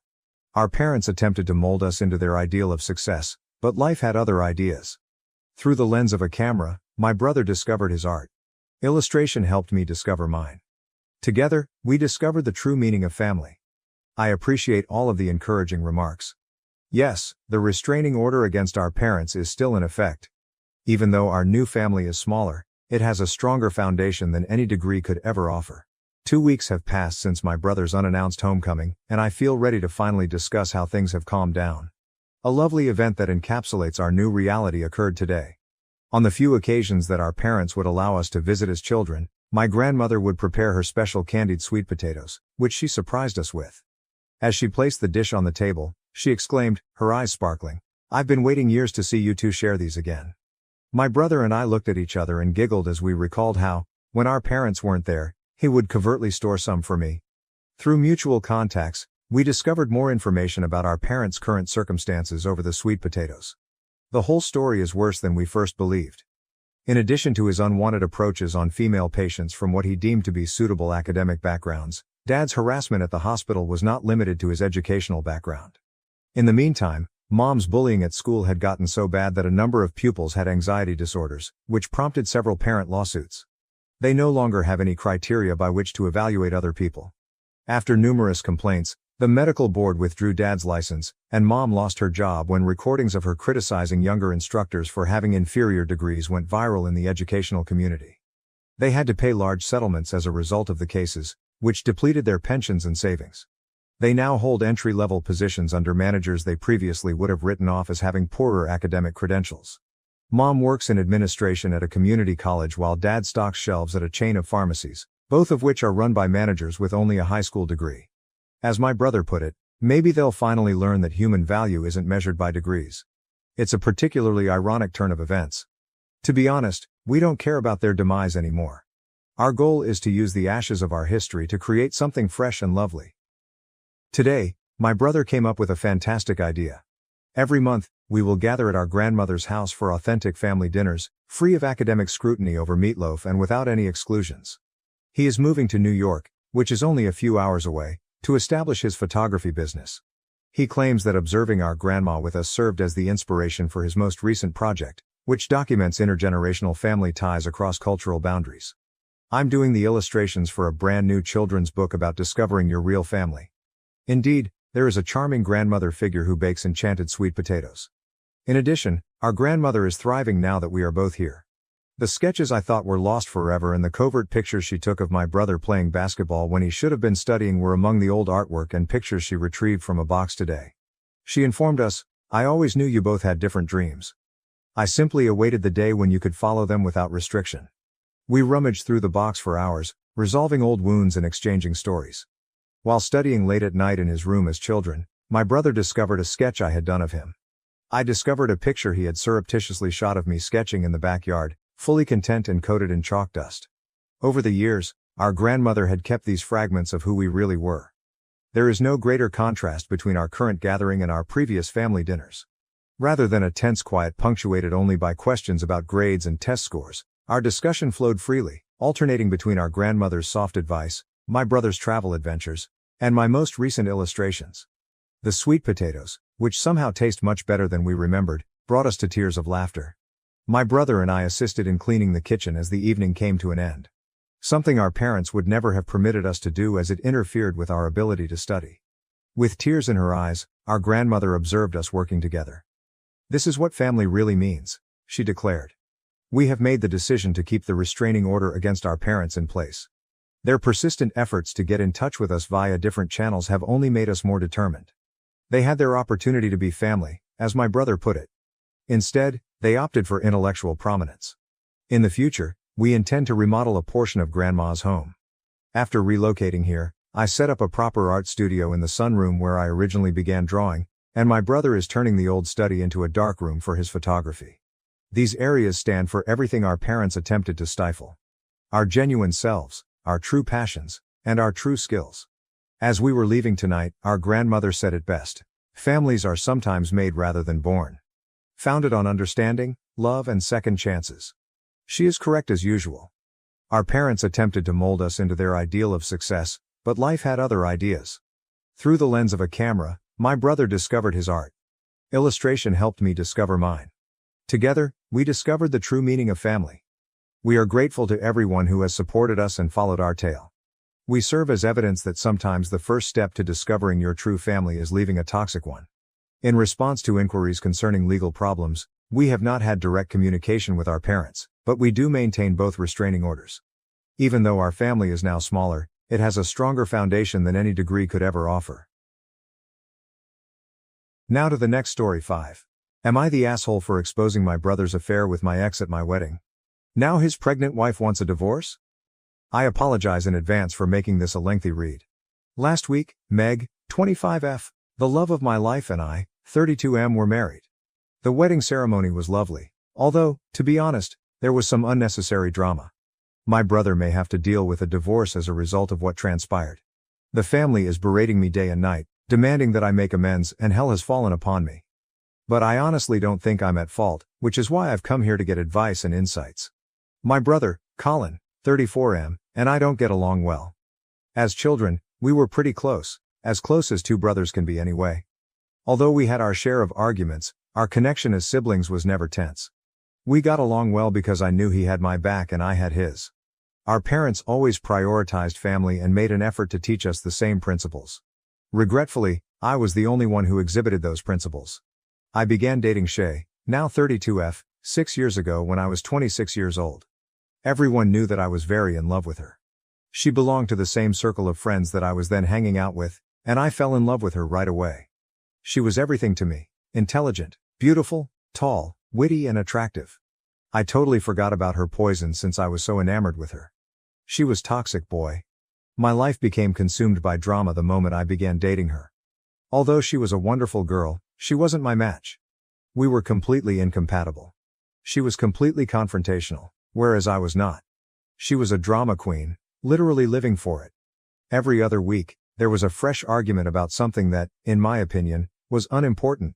But I kept ignoring all the warning signs because I was so enamored with her. After 6 months of dating, I discovered she was having an affair with a coworker. I was devastated when I accidentally found out. She denied it until I challenged her, at which point she broke down and spoke clean. Despite my sadness, she apologized profusely. She admitted her error and promised to try her hardest to win back my trust. I foolishly trusted her. Despite my knowledge that I shouldn't, I gave her another chance. I've never been disproven in my belief that cheaters never change. I've known cheats my entire life and none of them were able to change their habits. Because I thought, or rather hoped, that this time would be different, I gave her a chance despite knowing all of that. I was mistaken. It was all okay for the first couple weeks. I felt that perhaps we could get past the tragedy and start a new life together, so I began to trust her once more. However, after 3 or 4 months, I began to have a persistent sense that something was off. She was behaving suspiciously and shadily. I justified her actions because I lacked evidence and didn't want to think she was cheating once more. However, the sensation persisted. At last, I asked her if she had anything to tell me or if something was happening. She got defensive and accused me of having unfounded suspicions about her. She claimed that in order to save her time in trying to regain my trust, I should have informed her if I'd decided never to trust her again. She deceived me into thinking I was being suspicious. I trusted her. Weeks went by with no change in her behavior. I started secretly checking her phone since the overanalyzing was making me nuts. I should have realized the relationship was over at that moment. I had absolutely no faith in her. I should have left even if I hadn't discovered anything because I believed she was capable of cheating. However, I'm happy I pried because I discovered something that fundamentally altered my life, and it hasn't been the same since. It took me a long time to realize what was going on, but when I did, I felt like I had been hit in the face. In essence, she had been unfaithful to me for some time, but not just with anyone. She was seeing Colin instead of me. When I saw those texts, I was hurt as I had never been before. The worst kind of betrayal came from the 2 individuals who were meant to be the closest to me. What I was reading was unbelievable. All it did was make me want to cry uncontrollably and drop on my knees. Shay came in at that point and noticed me using her phone. She became irate with me, accusing me of violating her privacy. I just threw the phone against the wall, hurried out and showed her which chat I had open. I believe I spent 3 or 4 hours walking. She contacted me a few times, but I never picked up. She forced Colin to phone me after realizing I wouldn't be speaking to her. I wasn't having any of it when he called once and texted me a few times with phrases like, "I want to explain, and it's not what you think." I wasn't going to reject my own eyes, and what I had witnessed was sufficient evidence. When I got home, I texted Shay to tell her to come get her belongings from my house the next day. She called me once more, but I didn't pick up. I was numb for the following few days. I didn't speak with anybody. I was thankful when she arrived, gathered her belongings and departed without making a scene. After that, Colin made no attempt to get in touch with me, and how could he? After what he had done, what could he possibly say to me? I called my folks a week or so later and explained all that had transpired. In addition, I informed them that Colin was deceased and that if he were still alive, I would not be returning home. Although they were upset with the circumstance, they initially stood by me. I liked that they even went up to Colin. According to what I understand, Colin became defensive and said that he and Shay were in love, but my parents didn't agree. I was appreciative of their help during those initial months. I stopped talking to Colin altogether and began going to therapy. I came to understand how toxic Shay was to me during treatment. At that point, I started to think that this whole situation was perhaps a blessing in disguise. Although it was extremely painful, it prevented a terrible future for me. I eventually moved on from that episode, but I never spoke to Colin again and never forgave him. I met Meg a few months later, and the rest is history. When we first started dating, our relationship was calm and pleasant, very different from the turbulent one I experienced with Shay. It wasn't until we decided to get married a few years later that I told my family about Meg. She was fully aware of my predicament with Colin and my reluctance to introduce her to my family. My folks were overjoyed when I eventually presented her to them and announced our engagement. They expressed their happiness and complimented me. They did, however, add that this was a chance to patch things up with Colin. I felt hurt and astonished. Given that I had moved on and Colin and Shay were no longer together, my mother proposed that we move on as brothers and leave the past behind us. I informed her that I would never forgive Colin for betraying me, but I made an effort to remain courteous. It was about my brother's ability to do something so terrible to me, not about Shay. Mom became irate and said that Colin and I had to be together because we were brothers. I informed her that Colin had shattered the connection of allegiance, which should be reciprocal. Whether or not to forgive him was up to me. When things became heated, Dad stepped in and told Mom to stop talking. Despite her reluctance, she was obviously upset. Mom even attempted to get Meg involved in the awkward dinner in the hopes that she would persuade me to make amends. Meg, however, merely stated that she believed I would make the best choice for me and that I would, if at all, forgive Colin when the time was right. By now, Mom was virtually enraged. She had this idealistic vision of our family as it was and will always be, and I'm not sure why or how she believed that I would simply forget this and move on. She refused to acknowledge that the farce was over and that the family would never return to its previous state. Mom agreed when Dad told her that the subject would not be discussed again. After a period of tension, things between us gradually improved. I had nothing to complain about because she made an effort to be extremely careful of limits and didn't bring up Colin again. I had no idea that my parents were plotting an intervention and were prepared to spoil my wedding. Both Mom and Meg's mother participated in the wedding preparations. She was aware of the dress code, the number of guests and all the preparations ahead of time. However, my dad didn't participate much in the process. During the preparation phase, Mom didn't do anything unusual. There was not a single mention of Colin. She even said that she was sorry for pushing me so hard that day. She said that she had believed there could be a chance for reconciliation but that she was mistaken because Colin had harmed me in the most worst way imaginable. Therefore, I had no cause to suspect her or question her motives. However, I was mistaken. My best man, Rick, 32M, a school acquaintance, rushed to me on the day of the wedding and said I had an urgent problem that needed to be resolved. When I asked him what was going on, he replied that Colin and his wife had arrived at the location with Mom and Dad. I was furious. I instructed Rick to force them to go. He claimed that although he made an effort to deal with it discreetly, they would not budge. Rick informed them that I would be upset if I saw Colin and that he was not invited. However, Mom asserted that, in contrast to Rick, Colin is your biological brother and that we are relatives. Yes, Mom, you will always pick Colin over Rick. Absolutely. The fact that they had plotted all of this behind my back astounded me. They had to give me an explanation right away. What the devil was going on? I asked my dad over the phone. He explained that they felt it was important to include Colin and his wife since they didn't want the family to think there was a divide between the two brothers. He requested that I simply put on a show for a few hours, after which they would depart and we could all act as though nothing had occurred. He said that everyone would benefit from this and that it wouldn't harm me to comply for the family's sake. Since he was aware that I didn't want anything to do with Colin, I told him that he had betrayed my confidence in the same way that his adored son had. I reminded him that this one day was my wedding day, and he had no right to destroy it. He advised me to quit being theatrical and suck it up for one day. He suggested my flair for theatrics needed to be toned down a touch and emphasized that nobody was destroying everything. I ought to have questioned him about why on my wedding day, this familial act was so important yet nobody cared to do the same for Colin's. I was too angry to think clearly though, and I had no idea Colin was married. I didn't think of such things until later. I was just blindly angry at the time. I wanted to rush over and yank them all out by their collars. Whether it created a stir or damaged the family's reputation didn't matter to me. All I wanted was for them to be gone. At that point, Rick approached me with a far less aggressive and more vengeful plan. He proposed that there was only one method to exact revenge on everyone, and if I was cool with it, we could carry it out immediately. Though it was too dramatic for a wedding, the notion felt interesting. Meg's big day was too important to me to spoil. I promised Rick that I would consider it and get back to him. Meg had seen Colin and his wife, but the wedding ceremony went off without a hitch. She wanted to know what was happening. I gave a quick explanation of what had transpired. I drew her aside after the ceremony to ask if she was comfortable with my carrying out Rick's plan. After some hesitation, she finally stated that there was no better time or location than right now if it was what I needed to do to put my family in their proper place. She was totally behind me. I love my wife God. After thanking her, I advised her to relax and take in the drama. Some stood up to speak when family members and close friends were present for the toasts. Rick laid the groundwork for me by initiating the entire process. We had a straightforward plan. I would toast Colin and tell him about his affair with my ex-girlfriend, which caused our split. Colin and my parents would suffer greatly because I intended to go into great depth in my speech. However, they were deserving. My parents deserved it for ignoring my sentiments and just caring about the family's reputation, and Colin deserved it for being a part of __. I got up and declared that I had a toast to give after everyone had completed theirs regarding Meg and me.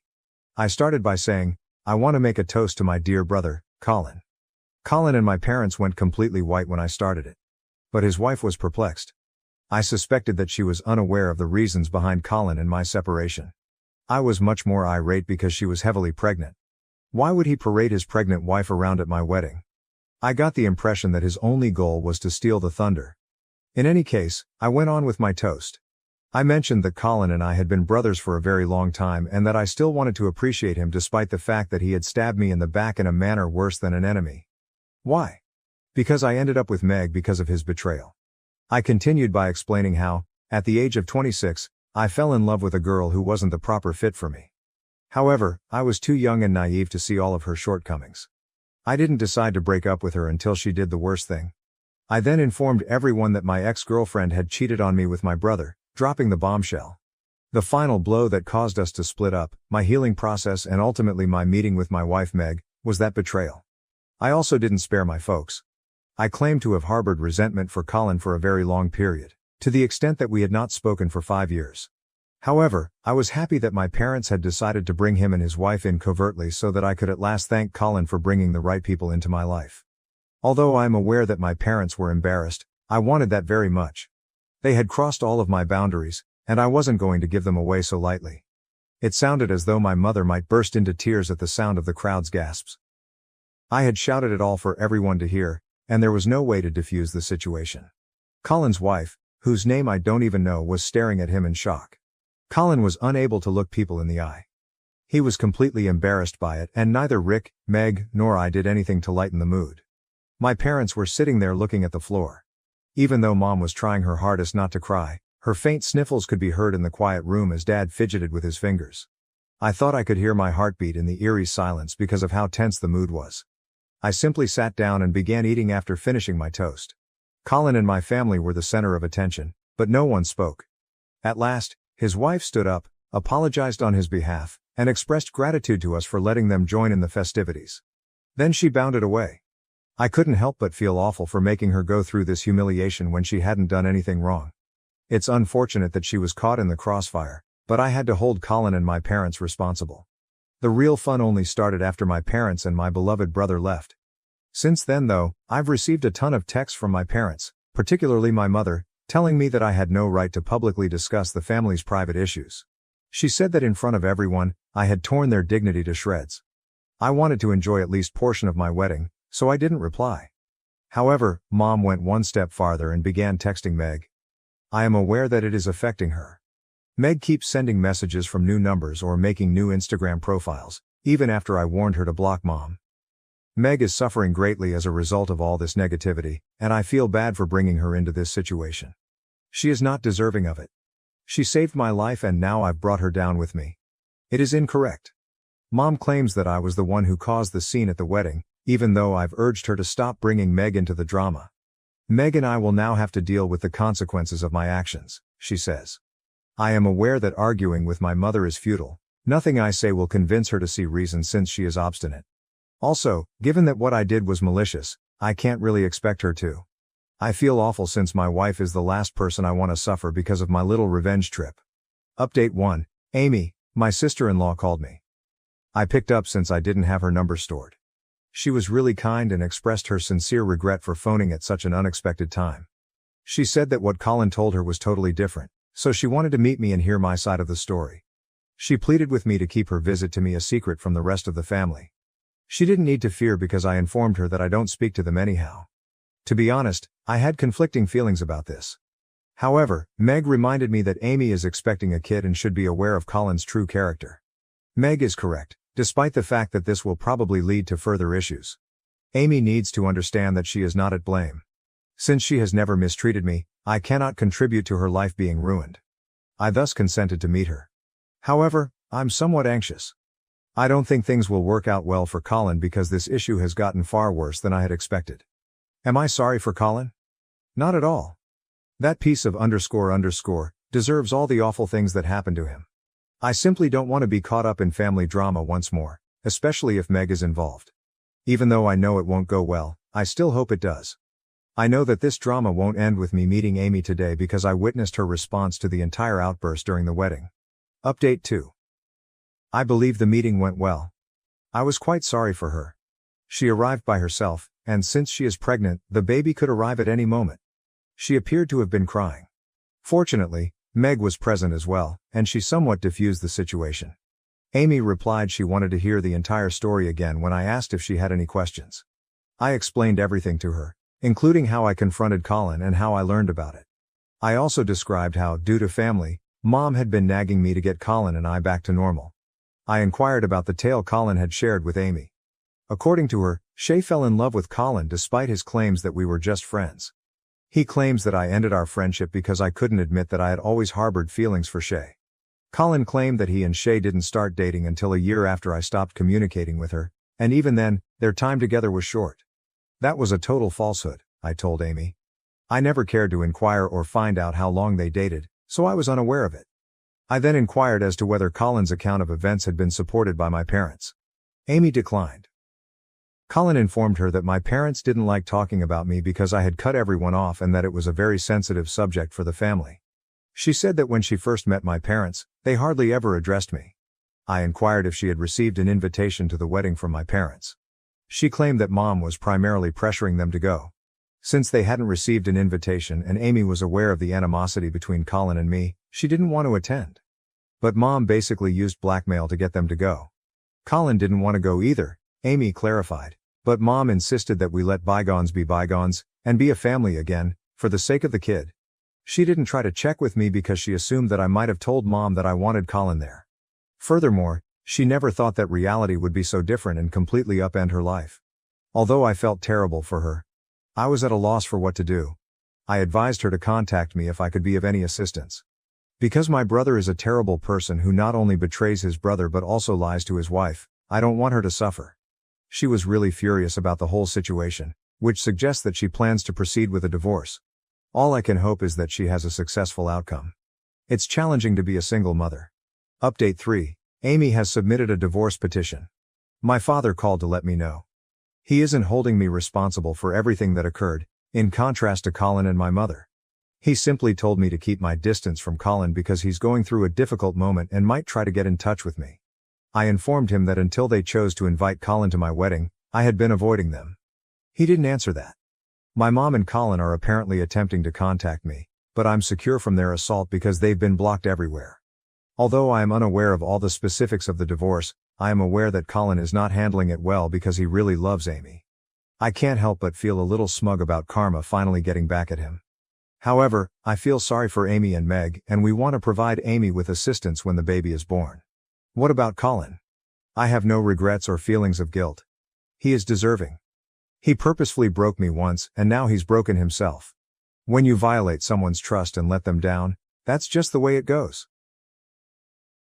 Now to the next story 6. Mother gave me up for adoption after dad died and had an affair with my uncle. Years later, she found me online, pretending to reconnect. My mother recently got in touch with me, a 17-year-old girl, after we hadn't spoken for 10 years. When I was 7 years old, she placed me for adoption, and happily, I was able to locate a family that would adopt me. I will refer to my biological mother as Julia and my adoptive parents as Mom and Dad for the sake of clarity when I describe what transpired.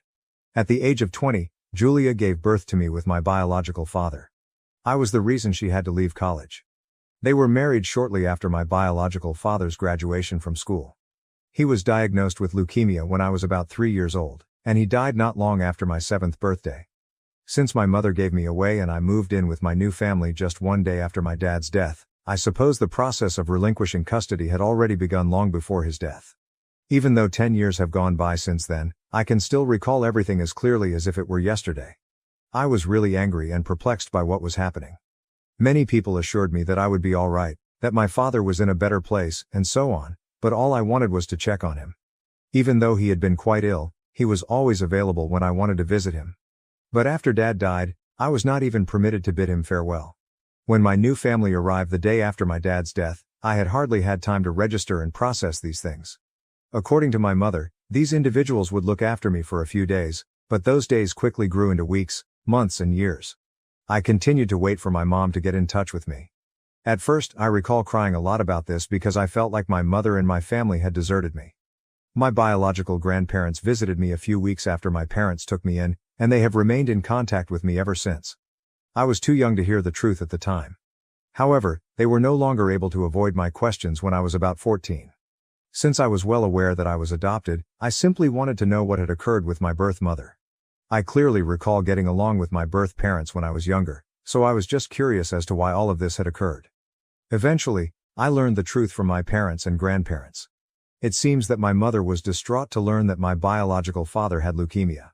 However, she began an affair with my uncle rather than supporting him. Even while that was terrible in and of itself, no one was aware of it until 6 months before my dad's passing. At that point, my uncle's health had begun to deteriorate significantly, and Julia knew she wanted to be with him as soon as my father was gone, so they decided there was no use in continuing to hide their romance. My uncle and Julia discussed it with their parents. Despite their clear revulsion at what was happening, my grandparents remained silent about it out of concern for my ailing father. They didn't want my father, who was already dealing with a lot, to learn about any of this, and I was too little to comprehend. My uncle and Julia also declared that they were not wanting to raise me and were thinking of placing me for adoption about the same time they told my grandparents about the affair. Despite all of the commotion, Julia was quite clear about what she wanted. She apparently claimed that she didn't even want to be a mother and that she had been far too young when she gave birth to me. Her parents urging that she have me and marry my father was the only reason she felt ready at the time. Her life would have been quite different and she probably wouldn't have done either of those things if her parents hadn't put pressure on her. She didn't want me either, and she was going to place me for adoption since that my father would no longer be involved. They waited until my father died since it was clear that they could not send me away while he was still living. They then gave my parents permission to finally take me in. My predicament astonished even my adoptive parents, but they were only interested in adopting a kid to complete their family because they had been having trouble becoming pregnant again after their first pregnancy and it was too risky for my mom anyhow. My parents informed me they hadn't heard about me from any adoption agencies, even though I know they likely wanted to adopt a much younger child. Since she was formerly acquainted with Julia, it was actually one of my mom's cousins who informed her of my predicament. They realized they had to get me out as soon as they learned about me. They spoke to my mother face to face without the involvement of any agency, and they didn't even give a damn about my age. Even my mother was having trouble finding a willing adopter for a 7-year-old through the agency, so she consented to let them adopt me. 4 months prior to my dad's death, they had a conversation with Julia, and everything was settled a few weeks prior to his passing. Even my parents had assumed that I would likely be staying with Julia for a few days at the very least after my father's death, but she sent me out the very next day. I was quite happy that Julia had chosen to place me for adoption after I learned the reality. People typically choose younger children when adopting, therefore I was fortunate to find such amazing parents. I discovered a truly amazing family. I couldn't be happier because I adore my parents and older brother. Additionally, I have 4 sets of grandparents, so you can only imagine how pampered I've been. After my dad died, no one stayed in contact with my uncle or Julia from my early years. My grandparents had planned his funeral, but they weren't even present. I was there because I was already going through a really perplexing time and it was a very serious scenario. It would be best for me to get used to my new existence, they believed. I expected to feel unwelcome or at least a little sad after learning the truth about why I had been placed for adoption and why Julia had left my life. However, I was primarily relieved that I had met parents who genuinely wanted me and had avoided living with my biological mother. Now that I'm 17 and will be attending college in a few months, I seldom ever give Julia or my uncle or their activities a second thought. But because Julia contacted me on Instagram to ask if I would be open to meeting with her and making amends, I have been thinking about them nonstop for the past several days. It's clearly easy to find me because I have a public account, but I didn't understand why she was contacting me after all these years. I therefore made the decision to find out why she suddenly wanted to patch things up with me before I consented to anything. In a lengthy and sincere message, she expressed her regret for letting go of me and choosing to focus on her life with my uncle rather than her role as a mother, even though a lot of time had gone. She wanted me to know that she was not totally incorrect, even though she acknowledged that it was not her position to insist that I return to her as her daughter. She asserted that her sole error was taking on too much at an early age before fully comprehending the consequences. She was under a lot of strain, which caused her to make numerous poor choices. Despite what my family may have told me, Mom maintained that she never regretted having me. She wanted to make amends with me since she simply wasn't prepared to become a mother. I was fascinated, so after giving it some thought, I chose to say yes. I simply went ahead and met her without telling my parents or grandparents. It wasn't until I met her that I realized she needed my assistance and wasn't only seeking a meeting to patch things up. I should have recognized it sooner, but regrettably, I tend to strive to find the positive aspects of everyone, including Julia. She seemed so friendly and pleasant when we first met for lunch 2 days ago.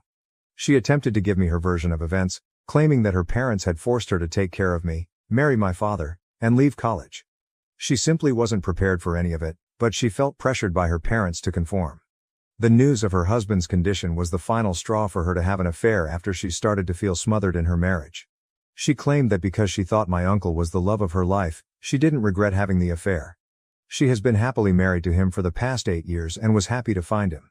She broke down in tears as she spoke about my uncle, telling me that part of the reason she had come to me was because their marriage was now in peril. She required my assistance in making amends with both her parents and my father's parents. They cut her off for the past 10 years and didn't want anything to do with her or my uncle after she secretly placed me for adoption. In the past, Julia and my uncle had been okay with this distance, but lately, my uncle had begun to argue with her because he wanted to make up with his parents. After everything that had transpired, he was aware that they would never accept him back. For some reason, he was blaming Julia, thinking that things wouldn't have turned out so badly if she had waited a little longer and not given up on me so quickly. Her only option was to have me speak with my grandparents and persuade them to make amends with her and my uncle. Then perhaps, she reasoned, she could prevent her marriage from disintegrating. She clarified that she and my uncle had been having a lot of arguments over the last few weeks and that this was the only solution she could think of. To be honest, I regret going to meet that woman more than anything else in my life. As she said, she was obviously not present to truly apologize, provide an explanation, or simply make apologies. She was only there because she believed I could help her with her marital problems. I doubt I would want to assist her, even if I could. Given how self-centered she has been, she doesn't deserve my assistance. I listened to her and informed her that I couldn't be moved by her crocodile tears. As I was about to go, she added that I would have had a greater understanding of her predicament if I had been in her shoes. She said she did her best to be a good mother to me, but she felt compelled to become a mother before she was ready. I was no different from the others if I was unable to recognize that because I had been brainwashed by my family. I was pretty irritated by that. Even though she had only been my mother for 6 or 7 years, she had all the support in the world. I was certain that my grandparents had not advised her to leave college. It was her own decision. My mother had decided to have me, they had often informed me. They had simply told her to have me and see where it went, without pressing. She took their counsel as coercion, and if I had to choose who I would trust, I would choose my grandparents. I advised her to find another place to sell her baloney. I didn't believe it. I also informed her that I didn't trust a word she said. She cheapened her apologies by attempting to persuade me to restore her relationship without attempting to mend it herself, even though I had been prepared to offer her an opportunity to be truthful and make amends. I told her that since we weren't dating, I wasn't required to help her in any way. I may have been born to her, but my mother, not her, reared me. After that, I left the restaurant and returned home. I discovered she had texted me after I came home. She was crying in the voice note. The background sounds indicated that she was still in the restaurant. I felt a little bad about that because it takes a lot of heartbreak to cry that much in public. She was crying and claiming that it was terrible of me to declare that we had no relationship in the voice message. She said that I was her biological mother and that she would always be my biological mother. Despite everything, Mom still thought of me as her daughter. However, I'm not sure what to say to her. I simply no longer think of her as my mother, and I don't want to feel guilty about it. For the last 10 years, she has not been my mother. She was crying on the phone, and that makes me feel messy and conflicted. However, I still can't bring myself to block her. She is a human person who shared a bond with me, even though I don't consider her to be my mother. Edit, ***. Hello. I haven't told my family about meeting Julia, even though I believed it was obvious in my post. I didn't notify them in advance since I don't think they would support my choice. I intended to make this choice on my own for the time being, but I know I owe it to them and I will tell them. They all despise her, And with good reason, so I knew that if I informed them, they wouldn't have allowed me to meet her. I'm positive of that. I suppose the only reason I went to see her in the first place was to get closure. I had no idea what to anticipate. I wanted to speak with her one final time, and I knew she would apologize. I suppose I wasn't thinking clearly since her reaching out evoked a lot of conflicting feelings in me. In any event, I met her, and it's over now. If I could go back in time, I wouldn't alter my choice. I found the closure I needed. I have no regrets about what I did. Sometimes you have to put everyone else aside and follow your instincts, even if they are incorrect. It's your error at least. First update. At last, I informed my family that I had met Julia. They were quite unhappy about it, as was to be expected. She started sending me texts and calls, requesting that I talk to her again and give her an opportunity to explain herself. I blocked her a few days ago after we met last week. I had no idea what she would say to me, but I no longer wanted to find out. All I needed from her was closure, which I received after our one encounter. She only required my assistance. It's not like she really wanted to talk to me and put things right. After our altercation at the restaurant, I'm very certain that's the only reason she got in touch with me. I knew it was time to tell my family about our encounter, and I didn't want to talk to her again. I therefore sat down with my parents and all of my grandparents today and gave them an explanation of everything. My parents were furious that I had left without telling them who I was meeting and that I hadn't talked to them about it. However, they appeared to comprehend. My grandparents were the ones who were furious with me. I quietly listened to their frequent reprimands because I earned them. I ought to have consulted them first. They were most concerned that, given my mother's propensity for manipulation, she might have attempted to brainwash me or paint them as the bad guys. When they were finished, I told them that I had just met her to get closure. I felt compelled to explain my reasoning, even though I didn't expect everyone to grasp it right now. I just expressed regret for doing it behind their backs. Everyone seemed to be placated when I vowed never to be untruthful with them again.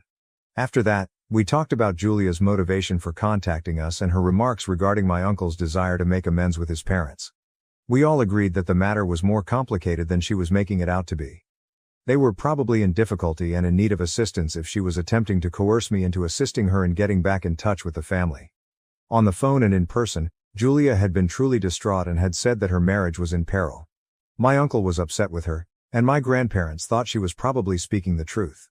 We chose not to get involved since it wasn't our place, regardless of the truth. The day Julia and my uncle declared their relationship while my father was still unwell, my grandparents made it clear that they no longer regarded them as family. When Julia gave me away without even talking to them or giving me an explanation, it was the last straw.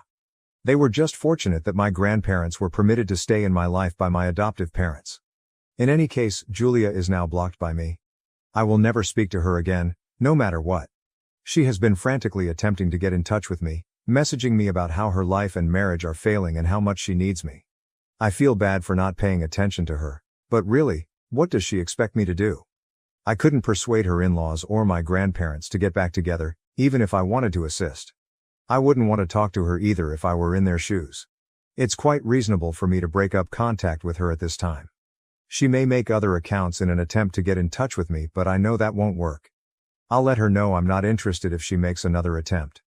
I will report her if she continues to annoy me. I heard my grandparents discussing possible reasons for my uncle's desire to make amends. They said it might be money problems. We have no idea what they have been up to because no one in the family has been in contact with them. We are aware that they still reside in the same city, but that is all we know. In the past, Julia was a stay-at-home mother, but who knows now? It just serves to highlight how heinous their actions are if my grandparents are correct and Julia and my uncle are attempting to get back together due to financial difficulties. Making contact with a daughter they left behind 10 years ago in order to make amends with their parents in exchange for money. That is among the lowest things in the world. I hope they receive what they are due if that is indeed the case. Second update. Today, Julia contacted me once more. About 10 days ago, I blocked her everywhere. I assumed she had given up after a week of not communicating with me. However, she was able to discover my school's address somehow. I suppose this is the reason we shouldn't post our private information on open sites. The hard way was the lesson learned. Anyway, she appeared out of nowhere today as I was making my way home from school on foot. It took place around 1 block from the school. I typically walk home because I live nearby. She began shouting for me to get into her car as soon as it drew up. I didn't trust her, so I told her I wouldn't be letting her in. I told her that if she attempted to cause trouble, I would yell in the middle of the road and she would be dealt with. She replied that she only wanted to communicate and wasn't here to argue or upset me.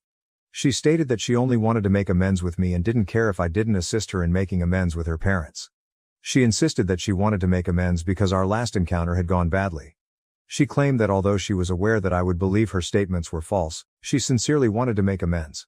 Although I could hear the desperation in her voice, I was irritated rather than sorry. I informed her that I didn't want anything to do with her and that she should leave me alone. Her true colors came out once more at that point. She was quite excellent at acting regretfully, so I'm actually proud of myself for not falling for her act the first time. She freaked out as soon as I instructed her to go. She began to curse at me, claiming that although she had made a concerted effort to be courteous, she would make sure to ruin my life if I continued to act in such a manner. She even said I had better guard my back as a threat. To be honest, I thought it was funny. How would she respond? She cursed at me as I continued to walk, and then she drove away, yelling at me as she went. I told my folks about the incident when I arrived home. Everyone convened once more to decide what to do next. We were able to obtain a restraining order since she had threatened me. That was the best course of action, we all agreed. Update 3. My parents requested a restraining order against Julia a few days ago. My uncle finally contacted his folks after she was served. It had to do with money, as we suspected. They have been operating a confectionery for a few years, but it hasn't been doing well, it turns out. They realized that contacting them personally would not help their financial situation. They created this entire act for that reason. Sadly for them, Julia blew it after losing patience. Now I would be the happiest person alive if they got divorced over this. As their only son, my uncle is attempting to appease his parents by saying he had nothing to do with Julia's actions and is entitled to financial support. Julia, however, has adopted a hostile stance. She has been disparaging us online without considering the repercussions. All that does is strengthen our argument. She is obviously unstable, therefore we are certain that we will obtain the restraining order. She made it plain the other day that she doesn't want anything to do with me, so I'm not really sure why she's resisting it.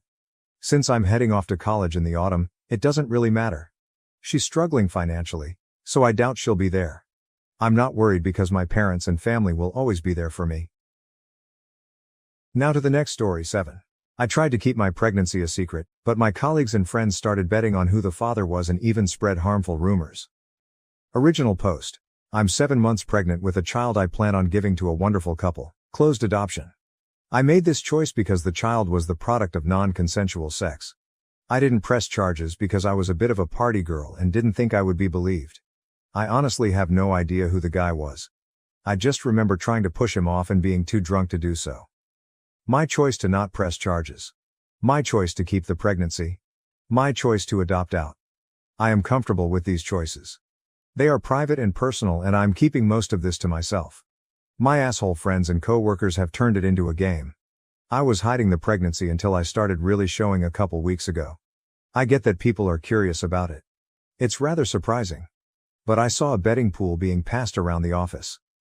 They are placing bets on who is the father. I was shocked and a little hurt. My friends are also curious. I have one close friend who basically knows everything. She's going to be in the room for the birth for me, and she's not telling anyone. So rumors are starting. One terrible rumor is that it's my, now former, friend Karen's husband Troy's baby. Karen called me in tears. I went over to her house to tell her to her face that it wasn't possible. She demanded to know the truth. I told her it was none of her business and she blasted me on FB. Some friends have been really nice to my face, but everything gets back to me eventually. Some people are saying that I'm a paid surrogate. I guess that one is okay. I hate that people are talking about me like this. I made one blanket statement on FB yesterday. I guess I can't hide it anymore. Yes, I am pregnant. I am giving a lovely couple the child they have tried to have for years. It's very personal and private and I ask that you all respect that. It's got a bunch of comments but I haven't read them. I'm going to take a big break from social media. I don't know what else to do or say. I am uncomfortable with everyone's constant questions. I love my job and usually my co-workers. It's my hope that I can suck it up and go back to normal in a few months. Weirdly, I've got great inner peace with everything because I am so happy to be giving the adopting parents, who are the kindest men I have ever met, a kindergarten teacher and a social worker, something they could never have on their own. Here's what I need from the readers of this sub. What can I say that isn't a lie but will shut people up without giving out information I'm not comfortable sharing? I don't like calling her, the baby is female, an accident. The two people who know the whole truth, my friend and my doctor, immediately asked me why I didn't report it. I'm ashamed and humiliated. I really don't want to say much of anything. I think a big part of why this is so hard for me and those around me is that I'm usually really talkative and social, loudmouthed. I'm in sales, so now that I'm showing, I'm also dealing with these questions from strangers too. Should I go to my manager about the pool? Laugh it off? Wait for it all to blow over? TL.dr. I need to figure out what to tell people about my unplanned pregnancy in a polite but firm way that will make them stop speculating. Update 1. Thank you so much for all the support. I'm glad I posted this. I had a good cry, took an antacid, or 4, and went to the owner, Jim. I told him the truth, and I told him that I really didn't want the guys to know and I needed the jokes and talk to stop because it was hurting me. He hugged me and told me he was proud of me, which made me cry again. Fucking hormones. He gathered the staff and had a quick, what he calls come to Jesus, meeting. He announced that he would fire anyone who made me uncomfortable about my pregnancy on the spot and that all the money from the pool needed to end up on my desk, pronto. He was great. He didn't share any of my personal info, he just protected me and made it quick and easy. After we dispersed, he told me I could have an additional week paid medical. I already have 2 weeks sick vacation I haven't used. I am going to text and talk to my friend and tell her she can subtly let people know what happened, especially Karen. This baby bump is sales gold. I just landed a big commission while sitting. I still think, as great as Jim is, I need to get out of this town. I'll always be a trailer park slut to people around here. My mama died when I was really young and I acted out a lot after that. Everyone knows what I did and won't let me forget. Despite working my ass off to graduate, working my way up to sales lead, buying my home and fixing it up myself. I'm sick of Oklahoma. I'm thinking maybe somewhere in Oregon or Washington. Real pretty up there. Again, thank you for all the kind and helpful advice. I feel so much better. This has always been one of my favorite subs to lurk. Thanks. Relevant comments. Commenter 1. Your friends and colleagues are assholes. Tell people simply that you are not sharing details. Keep it simple.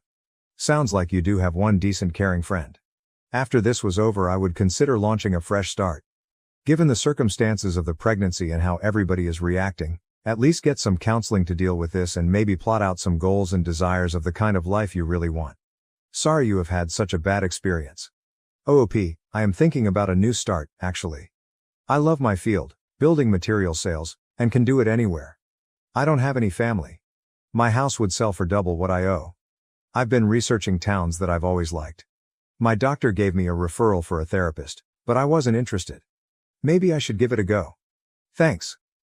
OOP on why she chose not to reveal anything to her friends about her unplanned pregnancy. I really don't want people knowing what happened to me. Like I said in my post, the first reaction was, why didn't you report it? I hate that I didn't. I hate that some dude is out there, thinking he can do that. I hate that I used to drink so much. I hate that because I used to drink a lot and hook up a lot that people think so little of me. I just don't want everyone to know. I don't want this little girl to ever find that out. Did OOP report the situation to HR? OOP. We're a smallish outfit, we don't have HR. We have an owner-manager, who I really respect and is kind of like a second father to me.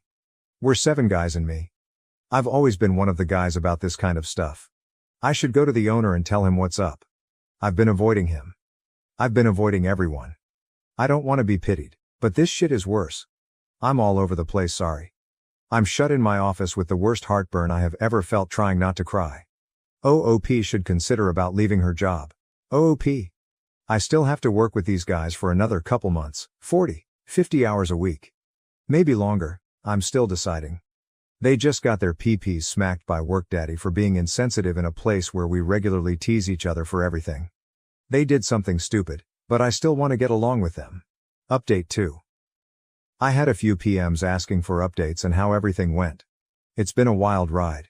I am posting this from a freezing, but spectacular, beachside hotel on the coast of Oregon. I had a job interview this morning that I feel really great about and 2 more lined up. My house sold fast and I have some money to live on and start fresh. And do I ever need a fresh start? A few days after I made that post, rumors started up again. I was pregnant with my boss's baby, some of you call that. And then it was a coworker's. And then my friend's husband again.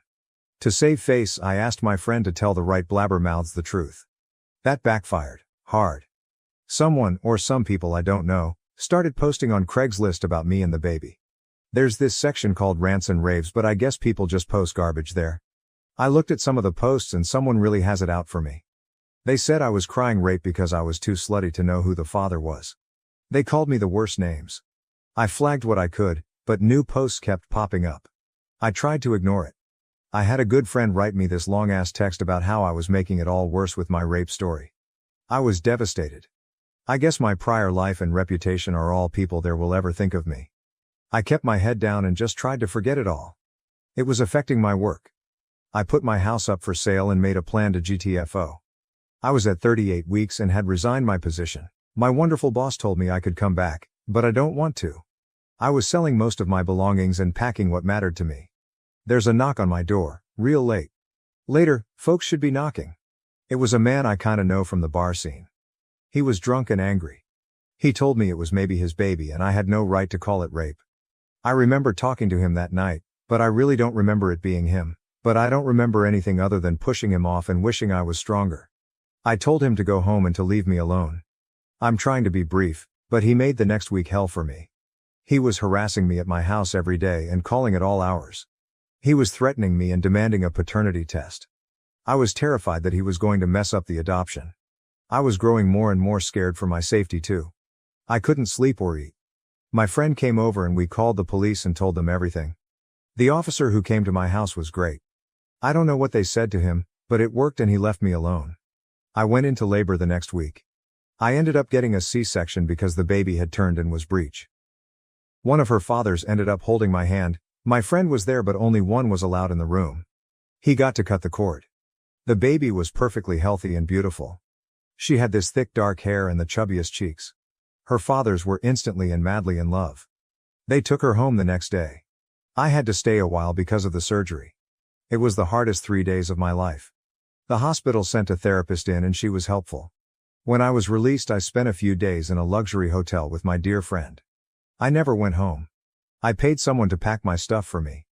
I spent the next 2 months at my grandmother's house in Texas, recovering and thinking and waiting for the cash from the sale of my house. I was terrified I would get a call that the man from the bar had somehow fucked up the adoption, but it hasn't come and I grew less worried. I honestly don't care who the father is. I just want the baby to have a good life. I continued to see another therapist. When I felt well enough, we packed my rig and I took off. There was a vague plan to head west and find it. I went to the Grand Canyon. I saw the Great White Sands.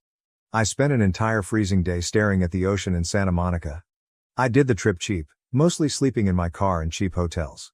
I spent time in every place that I found beauty. I landed here, at the prettiest place I've ever seen. I got a good rate at a motel and got an Oregon driver's license. I thought about changing my name too, but I don't want to change who I am. Just the where. Wow, this ended up being a novel. Thanks again. TL.dr, I put up with more awfulness and had the baby. She is with her family and loved. I got the fuck out of Dodge. I'm happy. Well, I'm working on being happy. I feel free.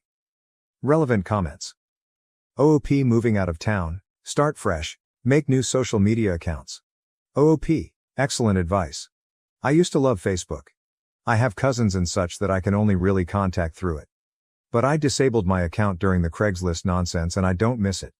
I got a new phone number too and only gave it to a few people I want to hear from. I was a little worried about no social media presence and getting a new job, but I'll cross that bridge if it comes up. I have a glowing recommendation from my old job and a proven record of success. That should be enough. Everyone here has been so nice. Not Oklahoma nice, that's just nosy nice. People here are chill and kind-hearted. The manager of the hotel I'm calling home at the moment, she just gives rooms to the homeless when it's cold. Doesn't make a big deal about it either. And the kids at the coffee shop I like are all real artsy and funny. I haven't met a mean or snarky person yet. I know I'm new but it already feels like home in a way.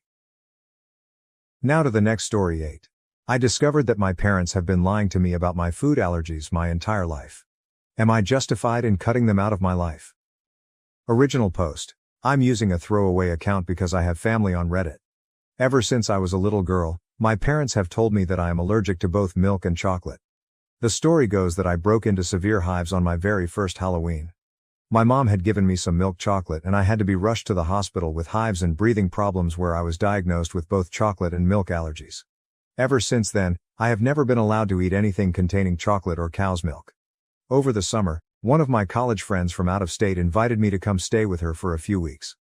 While I was in her state, I'd decided to use the opportunity to visit my godmother aunt, who I haven't been able to see since I was a young child. My aunt was thrilled to see me, and we spent a whole day hiking and just catching up. When we stopped for lunch, my aunt pulled out some granola bars, but they had chocolate in them, so I couldn't eat them. I told her that I was allergic to chocolate, and she was stunned. My aunt told me that I have never been allergic to chocolate and that my mom was lying to me. She told me the story of how I had gotten ill from daycare and my mom had tried to sue the daycare owner for some stupid reason that no one was sure of. My mom was pissed off because she thought the daycare owner was flirting with my dad and she wanted to get the daycare shut down. My mom then invented the story about me and the chocolate at the Halloween party. She made sure not to tell the daycare about the fake allergy and then waited for the daycare to feed me food with chocolate in it so that she could sue. When that didn't work, my mom then invented a story about me being allergic to milk. When Aunt tried to call her out on it, my mom stopped speaking to her, and that silence has continued until the present. Needless to say, I was stunned. I wanted so badly to believe that my mom was telling the truth and that my aunt was lying. I waited until we got back to my aunt's house and I took a bite of one of the granola bars. And I was not allergic, at all. I was very upset and decided to call my dad. Our conversation was so crazy and out of nowhere that I don't know what else to do but type it out. The conversation went like this. Me.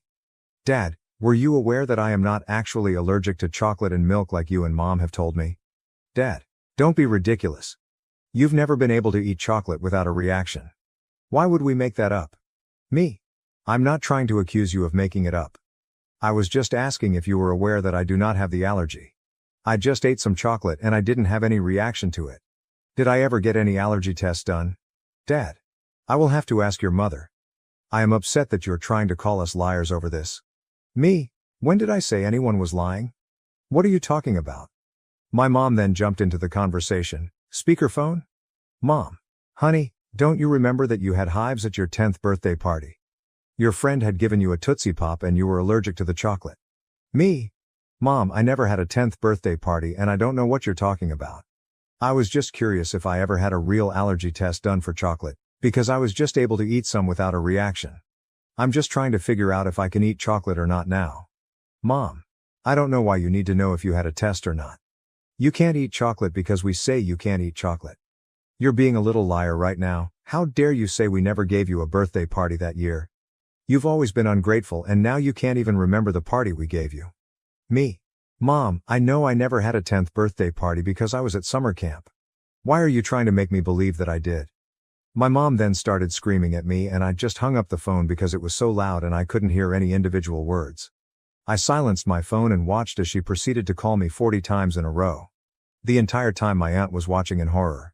My aunt then gave me a hug and told me that this is why she doesn't have a relationship with my mother.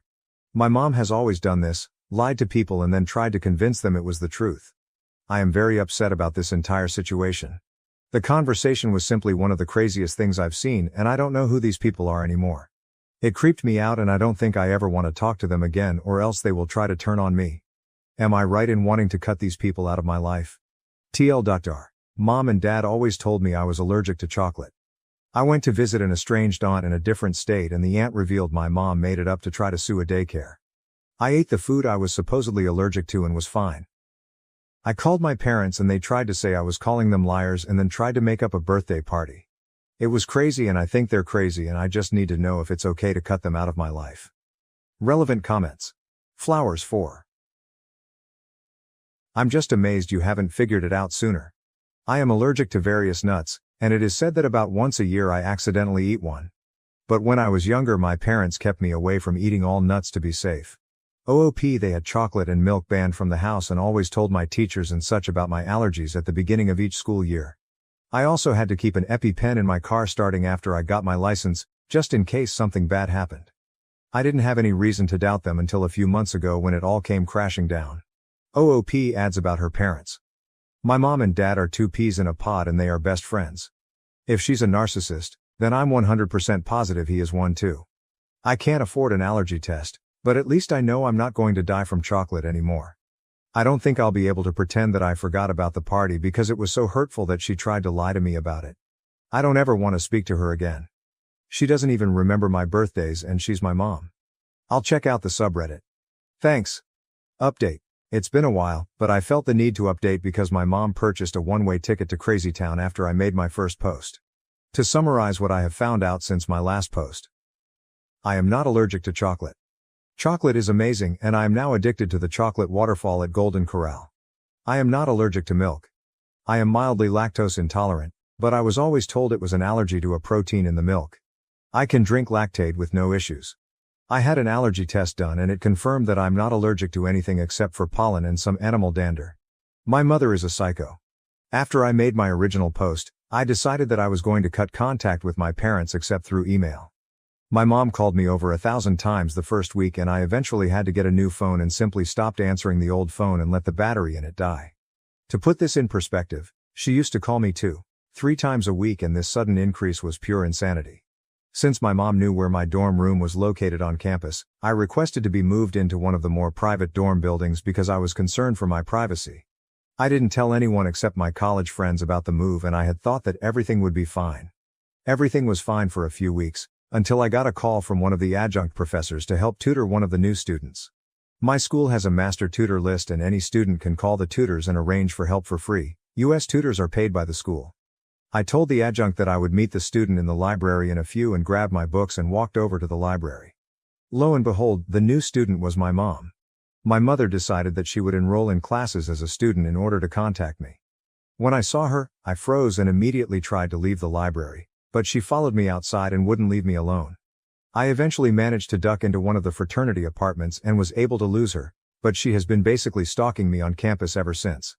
I tried to report her to the school, but the campus police told me that since she never made any threats, that there's nothing I can do. I tried reporting her to the normal police as well, but was told the same thing. My mom has not left me any voicemails, or texts or anything at all that I can use to prove what she's doing. My RA has ensured that my mom is banned from my dorm building, only upperclassmen are allowed and my mom is technically a freshman, but beyond that I'm running out of options.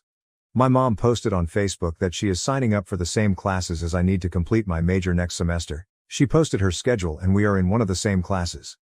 And I don't know what else I can do to stop the crazy. She claims that she didn't do anything to hurt me and that I'm just lying about the chocolate and milk allergies. My aunt had to go out of the country for work and I feel so alone with dealing with all of this. My dad has basically ditched and moved out of my mom's house and I haven't been able to get in contact with him either. Any ideas for how to stop the crazy? TLDR, my mom lied to me for years and told me I had several food allergies. I caught her in the lie and cut off contact. She is now enrolled in the same classes I need to complete my degree and I don't know what I can do to stop her from stalking me. Relevant comments. OP, replying to a downvoting comment saying to be a mean girl and take charge. OP, I don't think she's physically or financially dangerous, the only way she can hurt me is mentally and emotionally. I've been able to play it off with my friends so far because she is living and breathing the stereotype of the crazy Asian mother. If I can get this meeting arranged, I'm going to drink a carton of chocolate milk. I'm not worried about her because she's always been this crazy. This is just the first time that her anger has been directed at me. How did the mom find OOP's schedule? She found out from the degree catalog they publish each year, the one that lists all the classes you need to graduate. She signed up for one of the 200 level classes I had left and it doesn't need any prereqs at all. She's actually really smart and she somehow managed to test out of a lot of the core classes. She'll be taking Calc 2 next semester. When told to contact the department head or professor and have her mom removed, I'm typing up an email to the department chair now and I'm waiting for a call back from the student affairs office. I've still got the phone, but the police wouldn't even look at it when I tried to tell them about her stalking me. It's an iPhone so it saves all the records of when she tried to call me. Hi there, it's my first time posting here because I was hesitant to give my mom the narcissist label. That being said, I don't really have a better term to describe her behavior and a ton of people pointed me to this subreddit after I posted on our relationships about my mom. To summarize, my mom and dad lied to me and told me I had allergies, chocolate and milk. I believed them for years until I met my estranged aunt and she spilled the beans and revealed the web of lies created by my mother. I decided to go no contact with my parents and my mom snapped and enrolled at my university and was basically stalking me and enrolling in the same classes I need for next semester. I contacted the student affairs department and they arranged a meeting between myself and my mom regarding the stalking. At the meeting, the administrator heard both sides of our stories and pretty much caught my mom in another lie. My mom had her best poker face on and tried to claim that she hadn't contacted me in months. She denied that she had called me repeatedly, denied that she ever tried to get tutoring from me, denied everything she did. She tried to act like she was the victim and that I was just a mean and disrespectful daughter who hated her mom.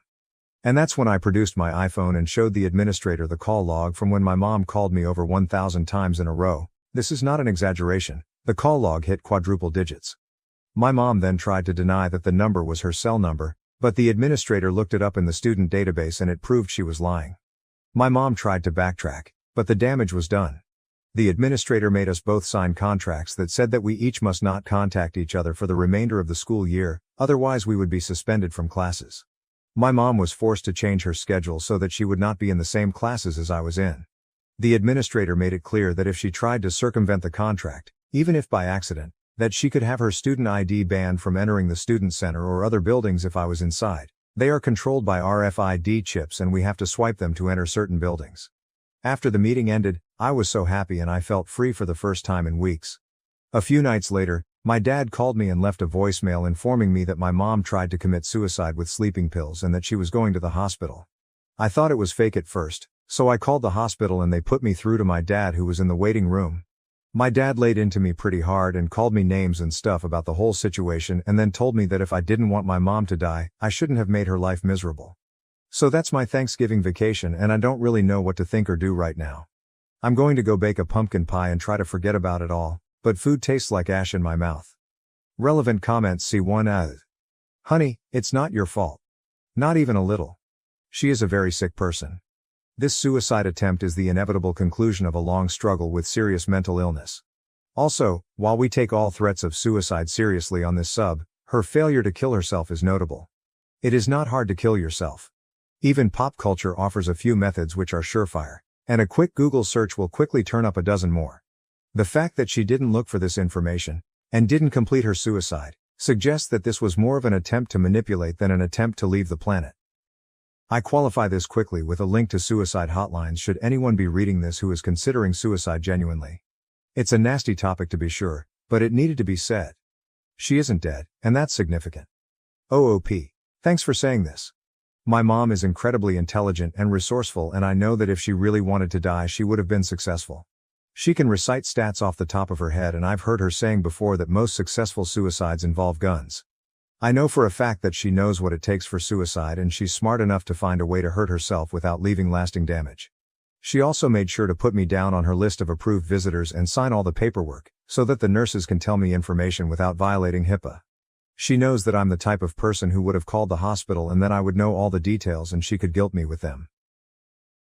Now to the next story 9. A 28-year-old man is ruining my 18-year-old son's life, and I'm determined to fight back and free him from his influence. Original post. Hello and thank you in advance for your creativity and time. I'm living in hell right now and need ideas. My son just turned 18 and is disabled, he needs and takes multiple medications and needs support at school. He does well in some settings and is on track to graduate and pursue trade school, with support, and we're so proud of him. He's extremely impressionable, a little socially awkward, and desperate for friends.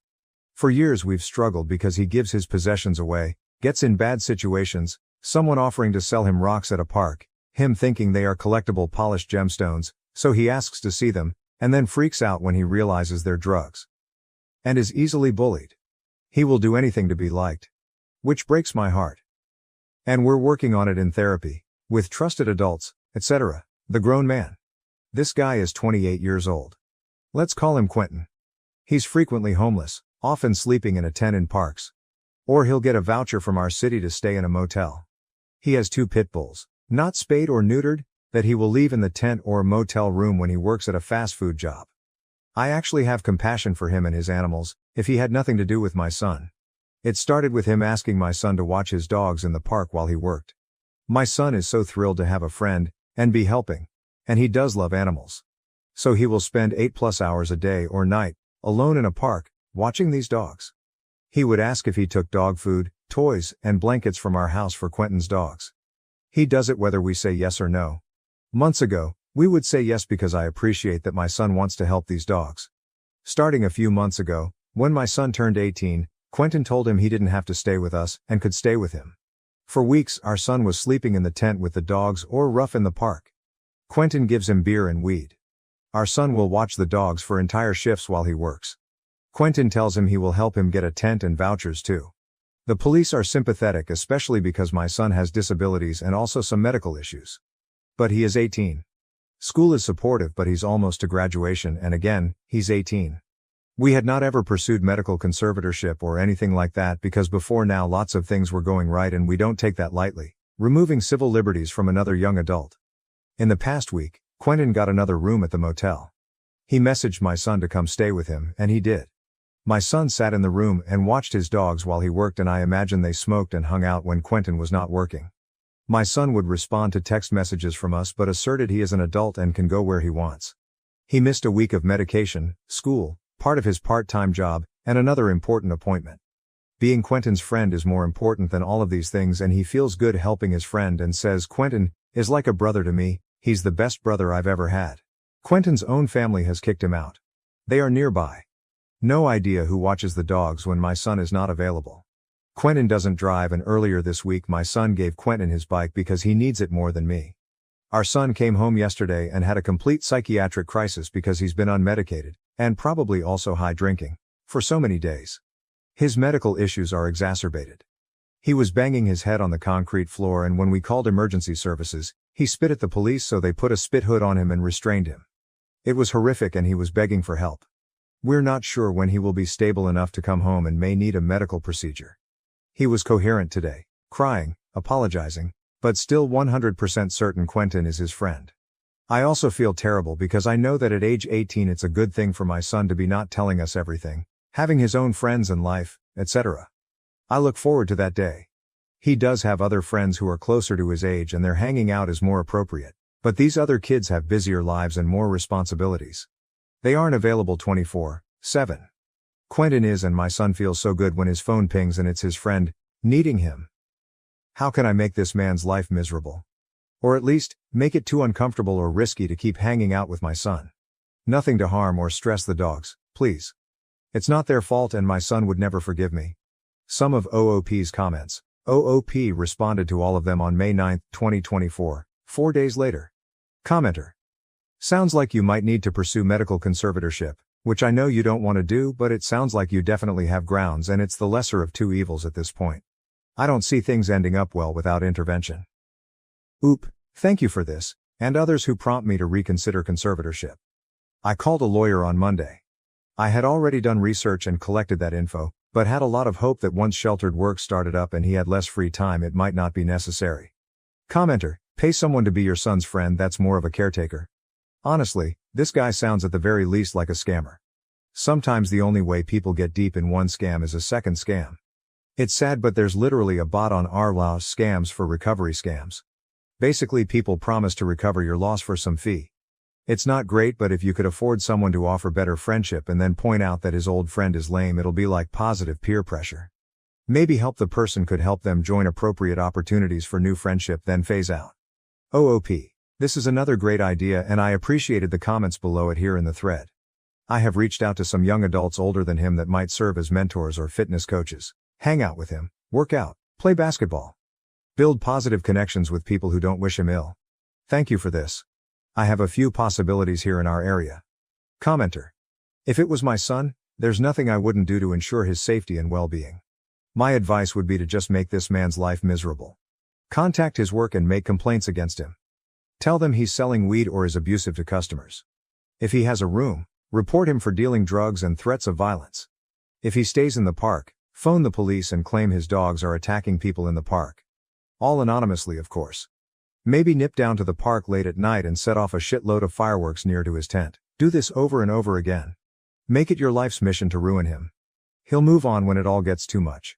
My son is autistic too, and him being taken advantage of is a great worry for me. I hope it all works out for you. OOP. Thank you for this. I did contact his employer because my son isn't the only teen in the neighborhood Quentin is giving alcohol to. I also contacted management at his motel where he occasionally stays to let them know this person was letting a vulnerable teen stay there, and miss school, and meds, and that it was surely against their policy. Quentin was not happy. I contacted his work in the motel. I felt really empowered by so many of the comments here to engage around this and make his life more difficult. Get son a dog. Yes, And great insight to others who mentioned maybe getting my son a dog. He actually has a medical alert service dog and other pet dogs, and cat, and fish, so animals are truly a special interest of his. Heartbreakingly, he will leave the service dog with us because the dog is safe and we love them, but Quentin's dogs need him. But yes, we lean on the gifts he has with animals to build other areas of his life. Talk to the police again. I just spoke to the local police again tonight.